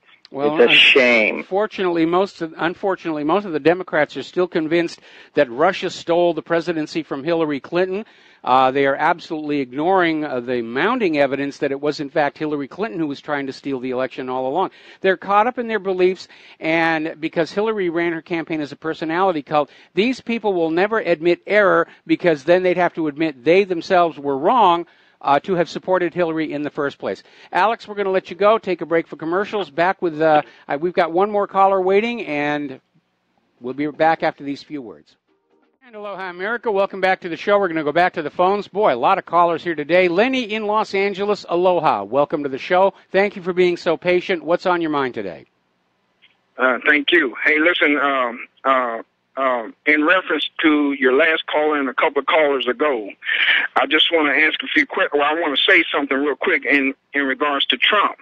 If they choose to assassinate him, it at best be a soft assassination in the form of poisoning or something like that, or something they get a heart attack like they did to the Russian ambassador to the UN. But if they do a hard assassination like they did to JFK, I think they're going to get more than what they bargained for. I would agree with you on that one. Okay, and I think they're going to deserve it. Okay, that's the one thing. Now, I want to go back to North Korea and the caller that called in a few callers ago. And I know you know the answer to these questions, but I'm trying to make a point here. Who lied about weapons of mass destruction and invaded Iraq? The United States. Who said that Gaddafi was using Viagra to rape his own women and invaded him? I've forgotten about that one. The United States. Okay. Who said that Assad was using sarin gas on his own people? The United States. Okay. Now, somebody's telling you that Kim Jong-un is crazy, and you're crazy enough to believe them. Now I ask you, who's crazy? You make a very good point there. And you know what's interesting is, again, going back to my childhood, during the first Cold War, that we were being propagandized in our schools, and we were being told that the Russian people were all evil, and the Russian leaders were completely crazy, and they were insane. Exactly the same thing we're being told today about Kim Jong-un. Do you remember back when they were trying to get that coup d'etat going in Iran back in 2009, and they were out there with this claim that Ahmadinejad had said, "We will wipe Israel off the face of the earth," and then it turned out it was a completely made-up mistranslation. He hadn't even said that. But that's what we all need to understand. We need to make that breakthrough of just simply knowing that the corporate media and the government are lying to us to control what we're thinking, to get us to go along with the war. And the good news is it doesn't seem to be having much success right now. And that may be another reason they're in a total panic here. Exactly. I agree with you 100%. And I just want to say to the people who are listening, don't be so easy to have yourself programmed. Okay, I once heard Joe Solenke say his father got on him. He repeated something he once heard, and his father went off on him and said, do you think for yourself, or are you a papagawa? In other words, a parent who just repeats everything that you hear. Yep. Okay, and the point being is that at least the parent knows it has a bird brain. Okay, but the thing is, the human who's supposed to be able to reason and to be able to figure things out, and to all the Bible bashers, they're saying that.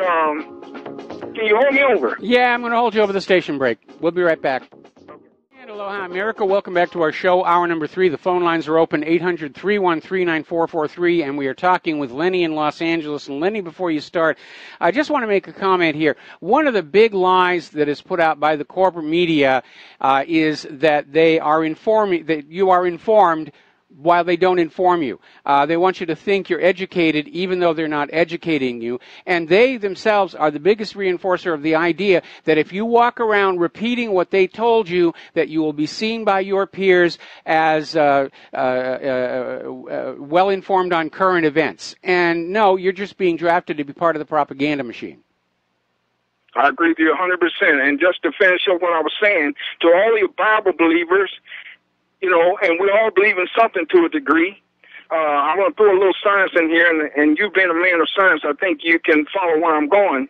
The Bible says, ye shall know the truth, and the truth shall set you free. My question to all the believers, free of what? Okay, is it free from if matter can neither be destroyed nor created, it only changes form.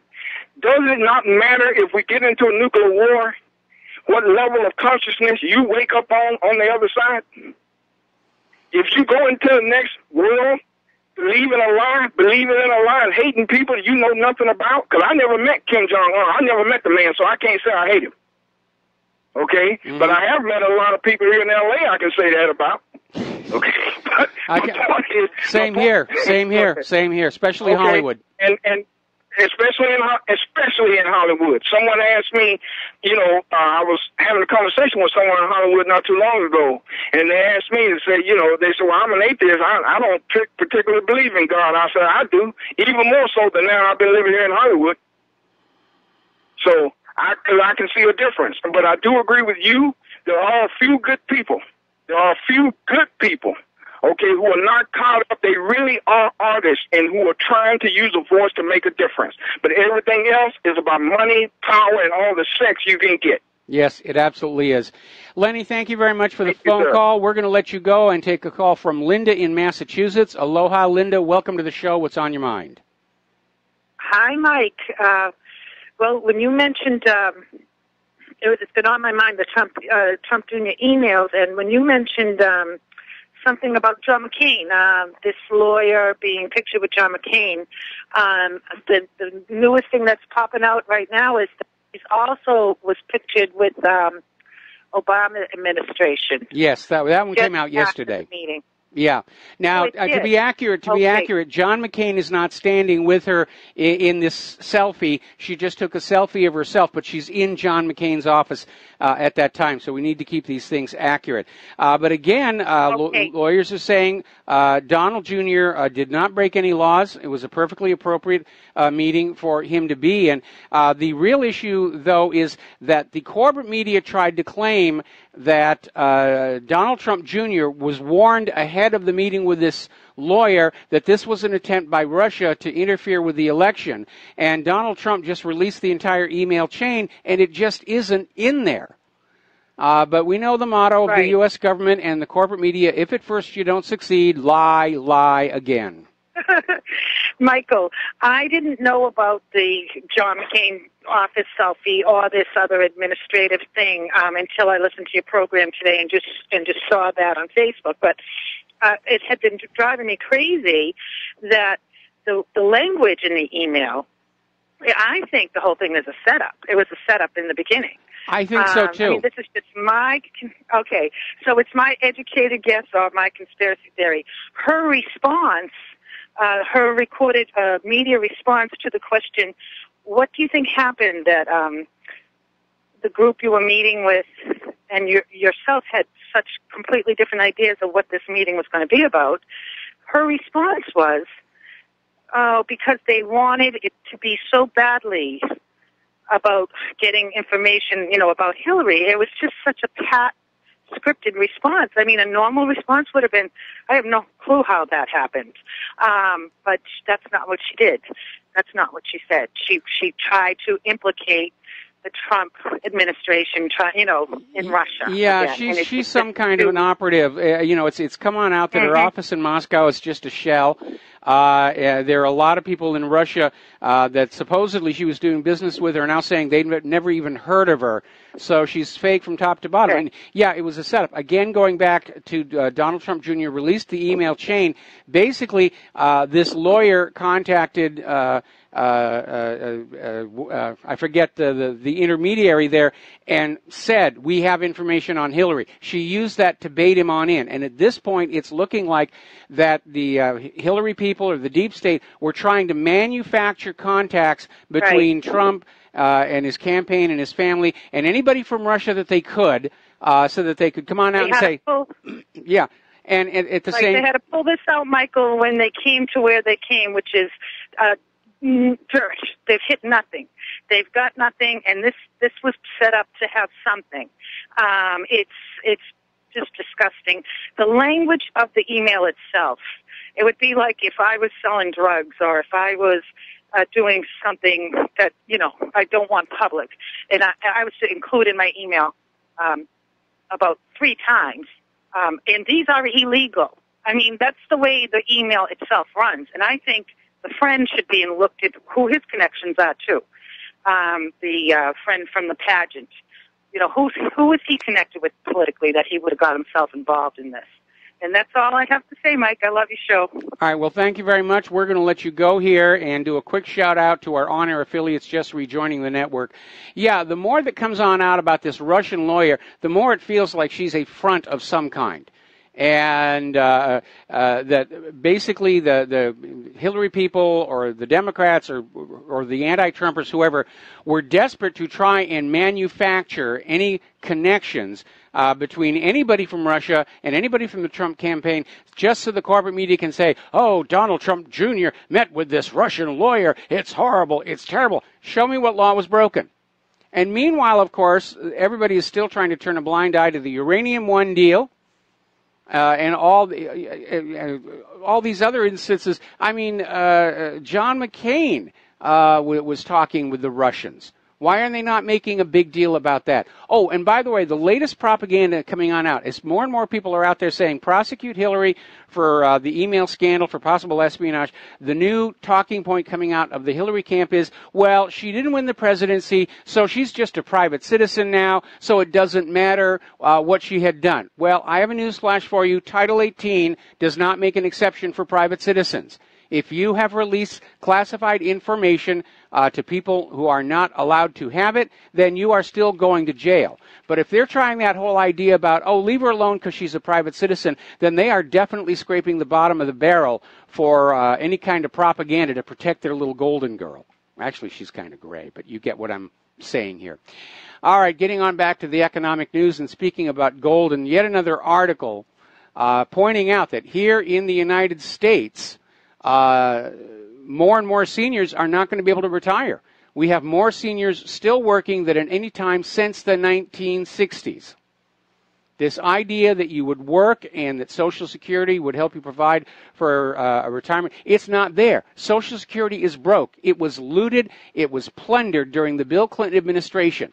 They took that cash buildup for the baby boomers, of which I am one, and they spent it as general revenue. That's where Bill Clinton got his magic federal budget surplus. He embezzled the money of the American workers who had entrusted it to the Social Security Trust Fund. That's not the government's money. It's the American people's money. And he just took it. And he called it a loan, and they put these special treasury bonds back in Social Security, but they can't redeem them. Technically, the United States government is in a state of default, but they have strategically defaulted against the American worker because the American workers cannot lower the United States government's credit rating or institute any kind of legal proceedings. But that's where we are on that. Down in Venezuela, things are getting really out of hand. There was a video showing a gang of bikers chase down a truck and attack it with a Molotov cocktail to steal its cargo of sugar. All righty. GOP Representative Gomert on Obamacare says this Orwellian oligarchy has got to stop before August. And he's absolutely right about that. The problem is there's a lot of money. Even though it was an abject failure in both of its overt and covert purposes, there's still a lot of money flowing around inside Obamacare. And the new replacement for it is just more of the same. All that changes is who's the beneficiary of that outpouring of cash. They should just repeal it and let the free market decide. Anytime that you make something like insurance mandatory, prices go up, service goes down. We saw that when auto insurance became mandatory.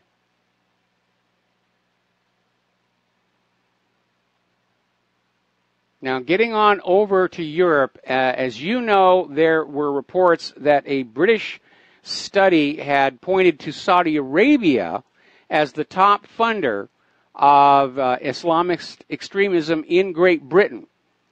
And the Home Secretary is now insisting this report has to be kept secret. She's being accused of putting the so-called friendship with Saudi Arabia above the safety of the British people. And yeah, we see that in all of these government actions, open borders, whatever. The safety of the people doesn't matter. We have an agenda to fulfill. We have a policy to follow.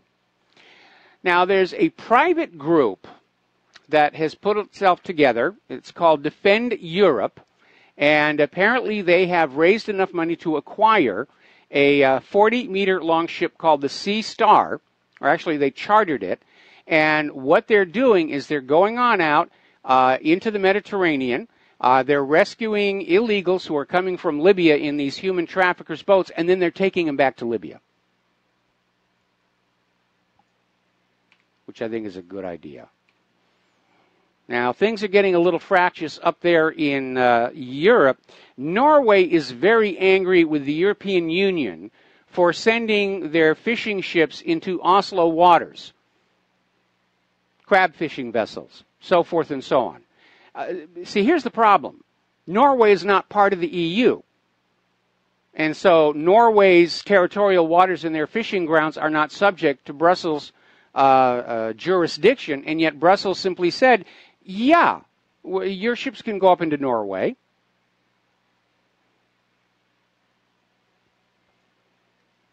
So, another article coming out of Investment Watch blog, documents have surfaced, once again showing that George Soros is financing the European Muslim Brotherhood groups. I think George Soros is a perfect example of why individuals should not be allowed to rise above a certain level of wealth, because then they start seeing themselves as gods, and they treat our planet and its population as their personal playthings. Bill Gates is another one. And these people are not elected to represent the will of the people. They're just out there with their money saying, I have the money, I can do what I want. Here, more vaccines for you. Here, refugees into your country. Now, as you know, there's been an alarming bias in the European courts in favor of the migrants and refugees. They're being let go on serious crimes under the claim that, well, these things aren't really illegal in their homes, so therefore we should be kind to them there. Absolutely not. When you go to another country, you learn what their laws are. How many of you have heard the expression, ignorance of the law is no excuse? That should apply here. Well, there's this article that came on out of Russia today talking about the newest wrinkle, and this article was written by a lawyer themselves saying, I don't believe this actually happened, where a judge has thrown a case out of court against a migrant who was beating up a woman on a regular basis, and she was pregnant at the time. And they let this guy go saying that he's suffering from cultural incompetence. He doesn't understand how the court system works. Therefore, there's no point in putting him on trial. Well, throw him in jail. And again, you go back to Teddy Roosevelt. His message to immigrants coming to the United States of America, if you want to come here, welcome. Come in through the legal process, and once you are here, understand you are now living in the United States of America. We have one set of laws, ours. We have one language, English. And you are welcome to be here and contribute to our society, but understand you have to adapt to us, not the other way around.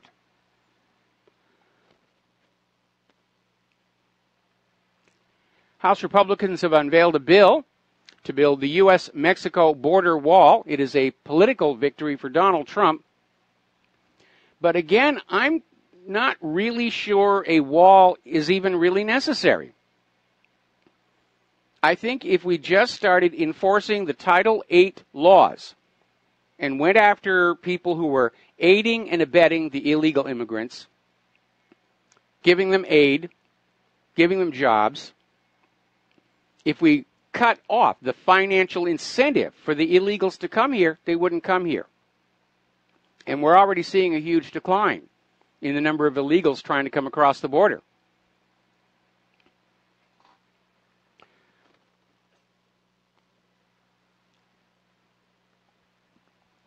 Excuse me, I have a little bit of a cold today.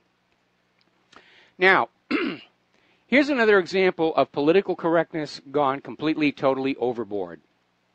Up in San Francisco, on the Bay Area Rapid Transit, they have had a recent rash of gang train robberies in which groups of young people, in one case 60 people, boarded a train and simply ran down the cars, robbing everybody, and then fled. And it was all caught on the security cameras. And the BART is refusing to release the video to, quote, avoid racist stereotyping of suspects, end quote. Not realizing they just told us who they were. But that's it. You know, we've got this video of all these criminals doing what they're doing, but we're going to keep the video secret because we don't want to reinforce any racial stereotypes. It's not the video that's reinforcing the racial stereotypes. It's the behavior.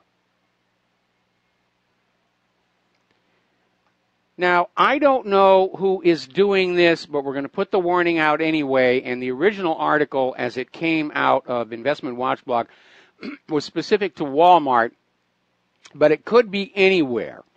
For some reason at this one store, somebody decided to booby-trap the shopping carts by gluing the edges of razor blades on the bottom half of the handle so that when people would grab it, they would cut themselves.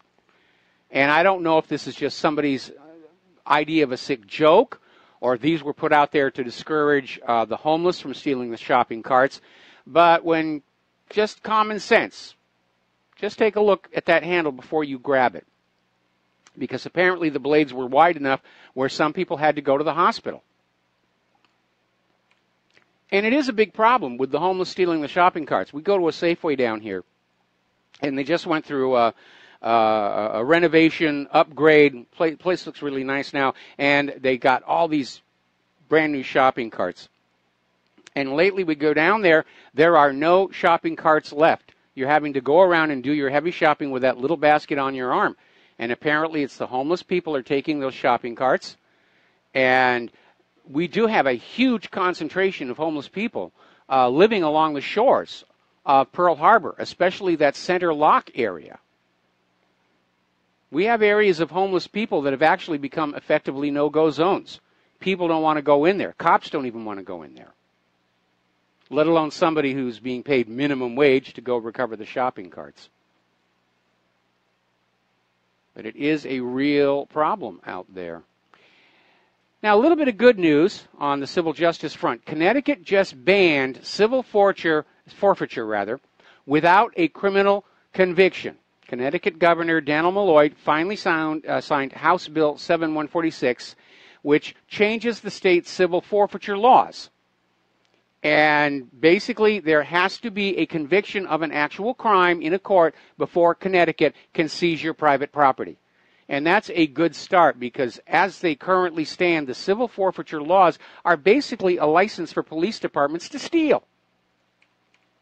And right now, the police are stealing more than the muggers, burglars, and thieves all put together.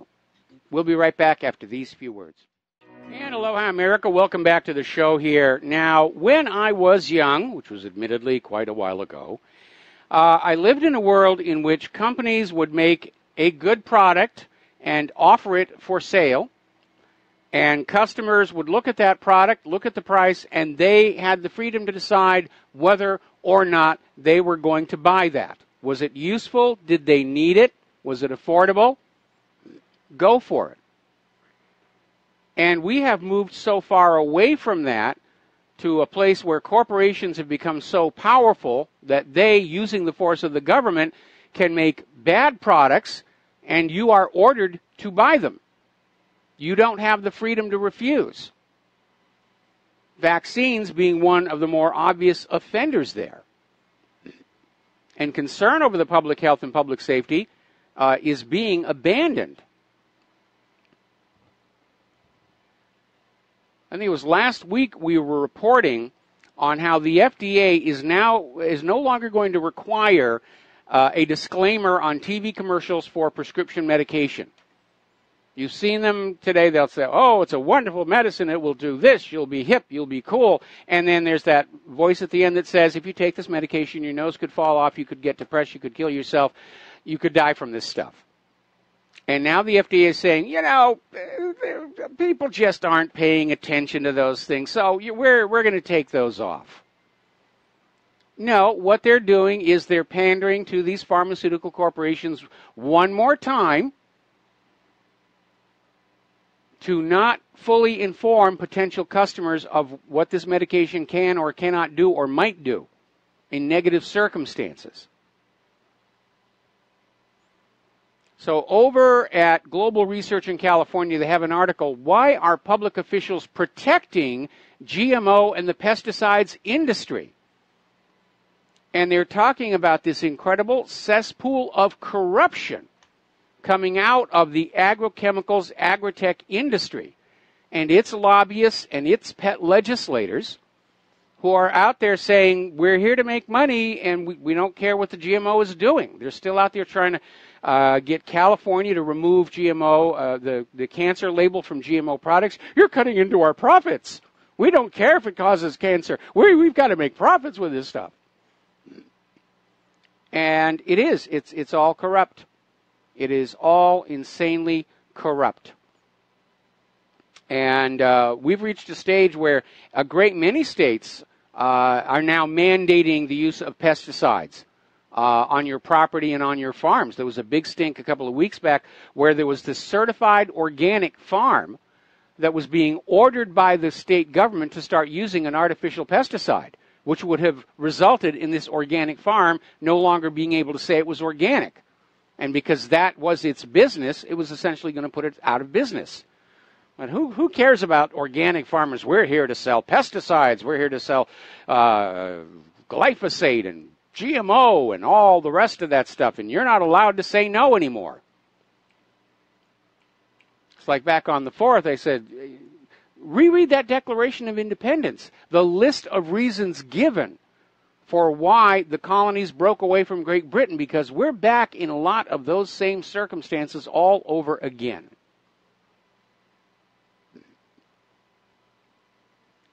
We're not a democracy anymore. We're not even a republic.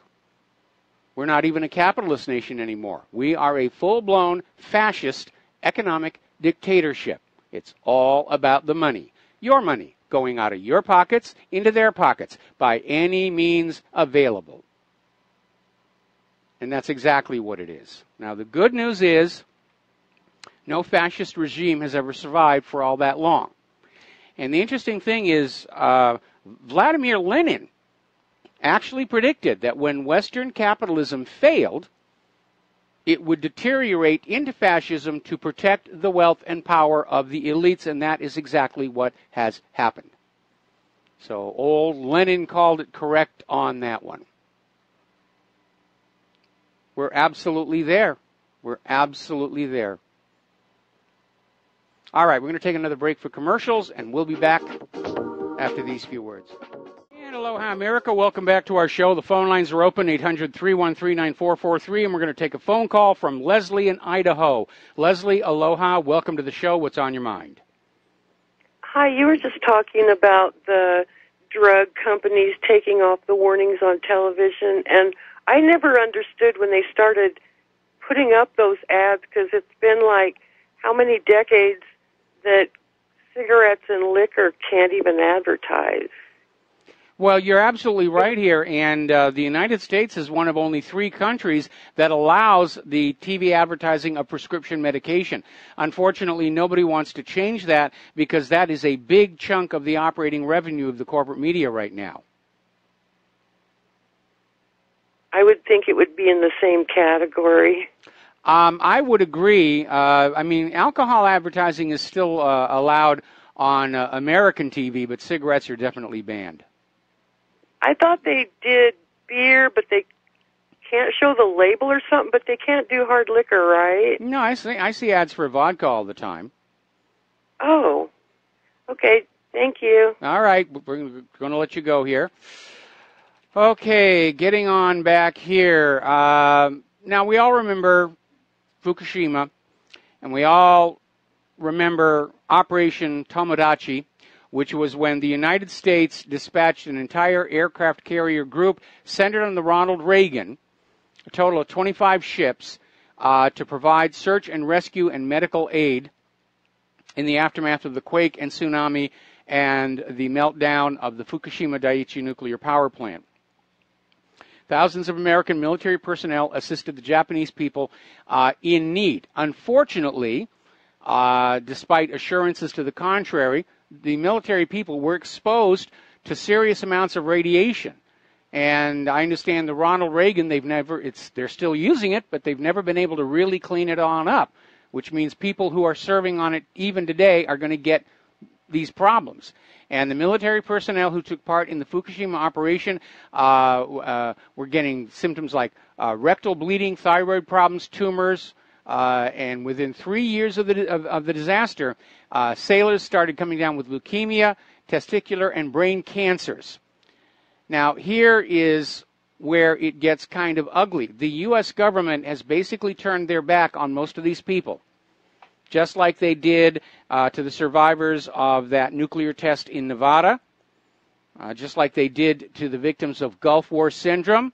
Well, you know, it's military. Bad things happen. And so now all of these U.S. personnel who have come down with these illnesses, they're approaching the government of Japan and saying, we got these illnesses trying to help you out. What can you do for us? And we don't know what Japan is or is not going to do for them. And again, on 9/11, those first responders, they went on down there, and the head of the Environmental Protection Agency said the air is safe for you to breathe. No, it was not. It was filled with tons of asbestos dust. And those first responders today, those still alive, are dealing with serious illnesses. You are all disposable to the government. You're just bits and pieces to be put into play, and when you're all used up, thrown in the trash. That's how they see you. Every time we have an incident like this, illustrates that point. The government has no respect for you as a human being. You're an asset. You're property. We're going to use you up, and when there's nothing more for you to give, we're going to throw you away. Now, there's an alarming story coming out of any news that the radiation detected at Fukushima is approaching a record high. Many locations are registering the highest levels ever measured. There are radioactive materials in the groundwater seeping toward the ocean. They can't get it under control. And the fact that the radiation levels are going up tells us there is uncontrolled, spontaneous nuclear fission taking place deep underground. It's absolutely a disaster. They can't do anything about it. That's why they're not going to talk about it. When was the last time you heard anything about Fukushima on the corporate media? It's been a while, I think. Story coming out of Before It's News. Fukushima leak is the biggest threat to humanity and Earth. Fukushima rainwater is the cause of over 1 million deaths in the U.S., Canada, and UK. Now, that's obviously an estimate because they can't track the raindrops.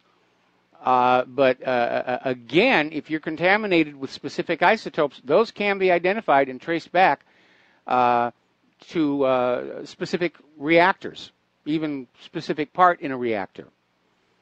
And you need to understand that some of these isotopes last a very, very long time. Over in Chernobyl, that happened 30 years ago.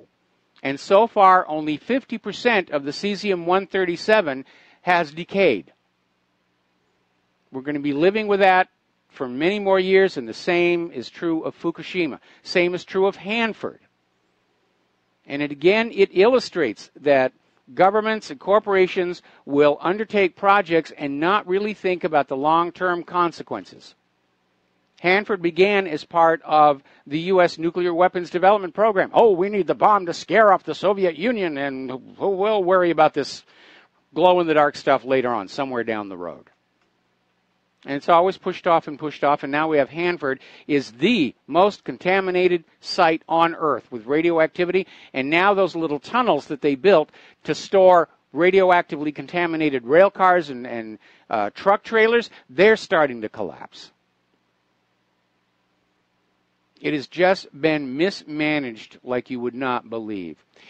Now, we have been talking about Michael Mann and his recent problems in the courts in Canada. And it turns out it's part of a larger story because Michael Mann has come under repeated attack for his claim that there was really no medieval warming period and the hockey stick takeoff of Earth's temperature, which Al Gore seized on as a major part of his Inconvenient Truth movie and probably will repeat in his Inconvenient sequel, which is due out sometime soon, and I don't know when because I don't plan to see it either. And so what Michael Mann has done is everybody who has criticized him and his work and his results, he's now suing them for libel. And a lot of these lawsuits were in Washington, D.C. under liberal judges, and all of the defendants say exactly the same thing. If you want to prove my concerns wrong, show us the raw data from which, and your methodology from which you got this chart. And Michael Mann's argument in the U.S. courts has been, oh, this data is all proprietary to me. It's private. No, it was paid for with public money, first of all. Second of all, it's a temperature record. It shouldn't be proprietary to anybody. And it certainly violates the spirit of reproducibility. So apparently, Michael Mann sued somebody up in Canada, and it went to court there, and he tried the same excuse. The raw data is proprietary, and that's when he ran into trouble. Because the judge said, no, that can't be proprietary. That's the whole core of the argument. Does your raw data and your methodology really yield the result you claim it does? And Michael Mann came on back and said, well, I cite as precedent the decisions down in Washington, D.C., that the data can be kept private. And the Canadian judge said, I don't care what the U.S. courts are saying.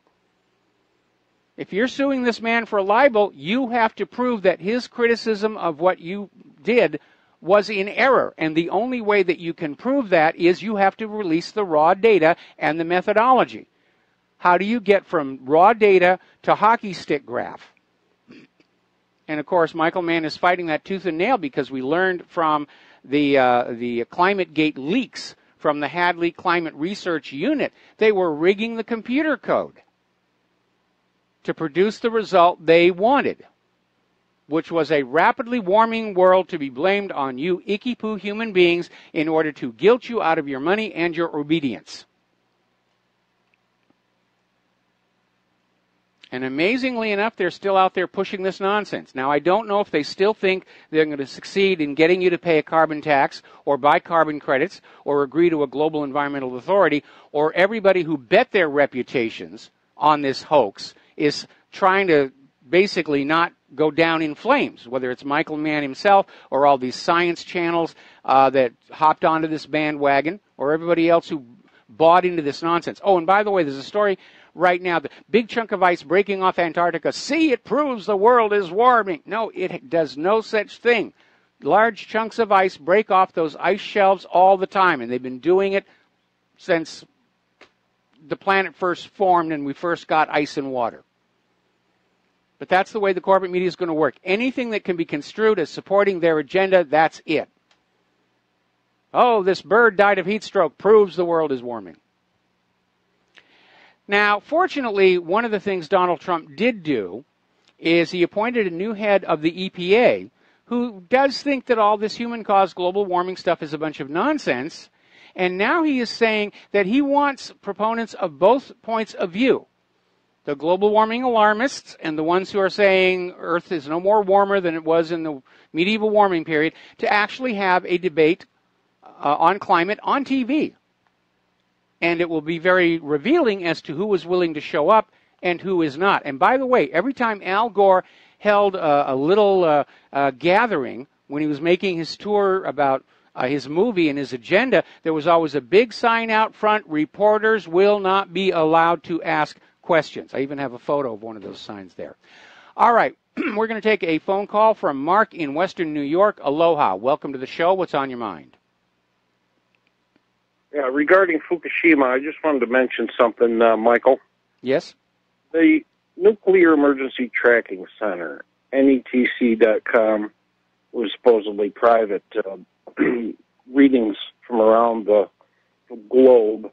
I noticed, first off, if you look at the icons that are green, yes, you still have to click them because the change in level of severity only happens when the reading is on the rise or is stationary. Mm-hmm. Now, here's for instance, right around the plant at Daiichi. This was on 7/7 this year. Mm-hmm. Their high reading was 2,059. Their current reading at the time was 1,856, and their low reading was 1,737. Okay, are you talking sieverts? Now, let me see if I can explain to you what they're classifying it under. Small n is in Nancy, large S is in sieverts. Okay. Small v / H, semicolon. I don't know what that is. Ah, okay. Well, I've seen that website. I've seen the website. And I know it's supposed to be private, and it's all these people who've got radiation detectors that can interface to a computer and transmit their data on a continuing basis. I'm not sure how well it's being calibrated, and I say that because there is one of their detectors located in Honolulu, just a few miles from where I am. and they're always reading a lot higher than what I get with my 2 radiation meters here. So I'm not convinced that we're getting accurate data out of that website. Well, there's another one that BP Earthwatch started late winter, and alleged that they were getting possibly skewed readings from the NETC, and they wanted to set up their own. But then again, just like everything else, there's always somebody out there pointing a finger saying he's this or he's that. But I personally, I've watched a lot of his videos on YouTube, and frankly, I haven't found anything yet that would steer me away. So just because it's a green doesn't mean that there isn't an issue. You have to click on the green symbol in order to see what the low, high, and current level is. Yes. Took me a long time to figure that one out. Thank you, Michael. All right, thanks an awful lot. We're going to let you go. I'm familiar with the website in question. In fact, I was on there just earlier today because of all this talk about Fukushima. And I have gone back to regularly using my radiation meters here because we are starting to see a slight, and I emphasize slight, elevation in radioactivity here. And so, it's swirling around the Pacific. And again, my detectors will not detect alpha waves, and I do not have the equipment to check for contamination inside food or inside the ocean water. But supposedly, the detector in Honolulu is just an airborne detector, and it's measuring in gamma rays, but it's getting a much higher count than I am.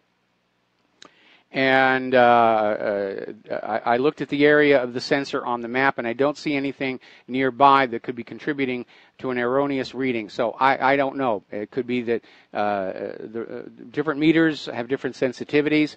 It's kind of a real gray area.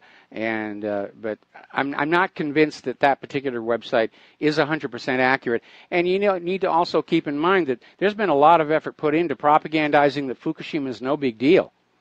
Remember when it first happened and there was this huge explosion and they said, oh, it was a steam explosion, nothing to worry about. Well, steam explosion, or rather hydrogen explosions, produce steam, water vapor, which is white, and the cloud over the reactor was this sickly yellow-green, which just happens to be the color of the quadrivalent form of plutonium oxide. And again, we're lied to all the time about everything. They came out with a huge number of radiation at Fukushima, and 24 hours later they came out and said, oh, the scientists made a mistake with the calculator. It's nowhere near that serious, nothing to worry about. And again, it's rather hard to live in a world where you cannot trust the media to tell you what's really going on. They're only going to tell you what they think is going to hold you in your place, keep you going to work, keep you paying your bills, keep you being useful to the system. That's their job, to control what you think. And we have that from Zika Brzezinski over at MSNBC. All right, we're coming up here on our last commercial break here. Google is still reeling from the fact that they were fined $2.7 billion for one of their search engine manipulations. And according to research psychologist Robert Epstein, this is just the beginning because Google is a company that has made its money by tracking and manipulating people and data on a massive scale.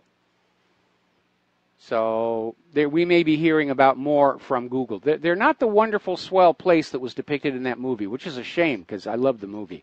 We'll be back with the last segment of our show after these few words. Hi, America. Welcome back to the show here. And apparently millions of Verizon customers' records have been exposed in what they're calling a security lapse, which may be the new polite euphemism for a hacker attack. But apparently customer records for at least 14 million subscribers, including their phone numbers and account PINs, were exposed. So if you are a Verizon customer, you might want to log on in and change your PIN number. There's a new ransomware out. This one is only affecting Chrome so far. And basically what it is when you are attacked, this ransomware threatens to share your entire web browsing history from Chrome with your friends and family if you don't pay up. And apparently this is actually in the Google Play Store. And it's been named Leaker Locker. And basically it says, if you pay, and it's about $50,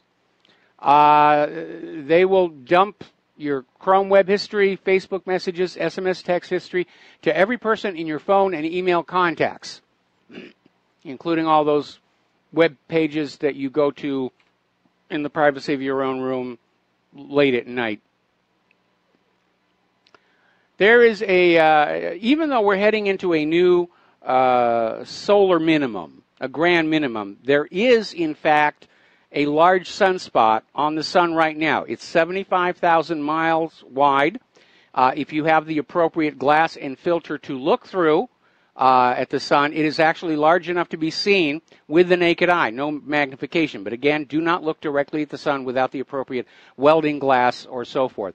And astronomers are very concerned that we may see a major solar event emit from this sunspot that could knock out communication satellites, cause blackouts on Earth, and obviously for shortwave listeners, the ionosphere is going to be really messed up for a very, very long time.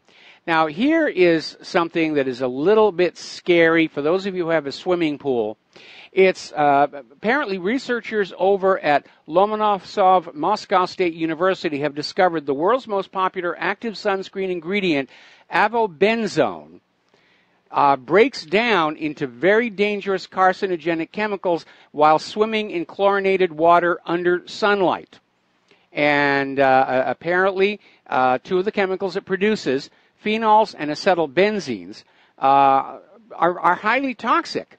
And the reaction takes place on your wet skin when the sunscreen reacts to UV radiation and the chlorinated water. In swimming pools that use copper salts to make the water look blue, the reaction is actually even worse. The sunscreen can break down into bromoform, a substance that's been linked to nervous system disorders, liver problems, and kidney problems. And in addition to sunscreen, avobenzone is used in moisturizers, creams, and lipsticks that offer SPF solar protection. Right now, there is a cancer epidemic in our all over the world. Cancer is now more common than getting married or having a first baby. This is an analysis from the Macmillan Cancer Support Group showing there were 361... the article's on whatreallyhappened.com. You can look at it there. There's the music. It's the end of our show. We'll be back tomorrow on Thursday here on the Republic Broadcasting Network. Please stay tuned for John Stadtmiller's program. Take what you learn here, share it with everybody that you know. We need to push back against that fake news. They're still out there trying to bring down the legally elected President of the United States of America. We cannot let them do that. We'll be back tomorrow. Aloha, America.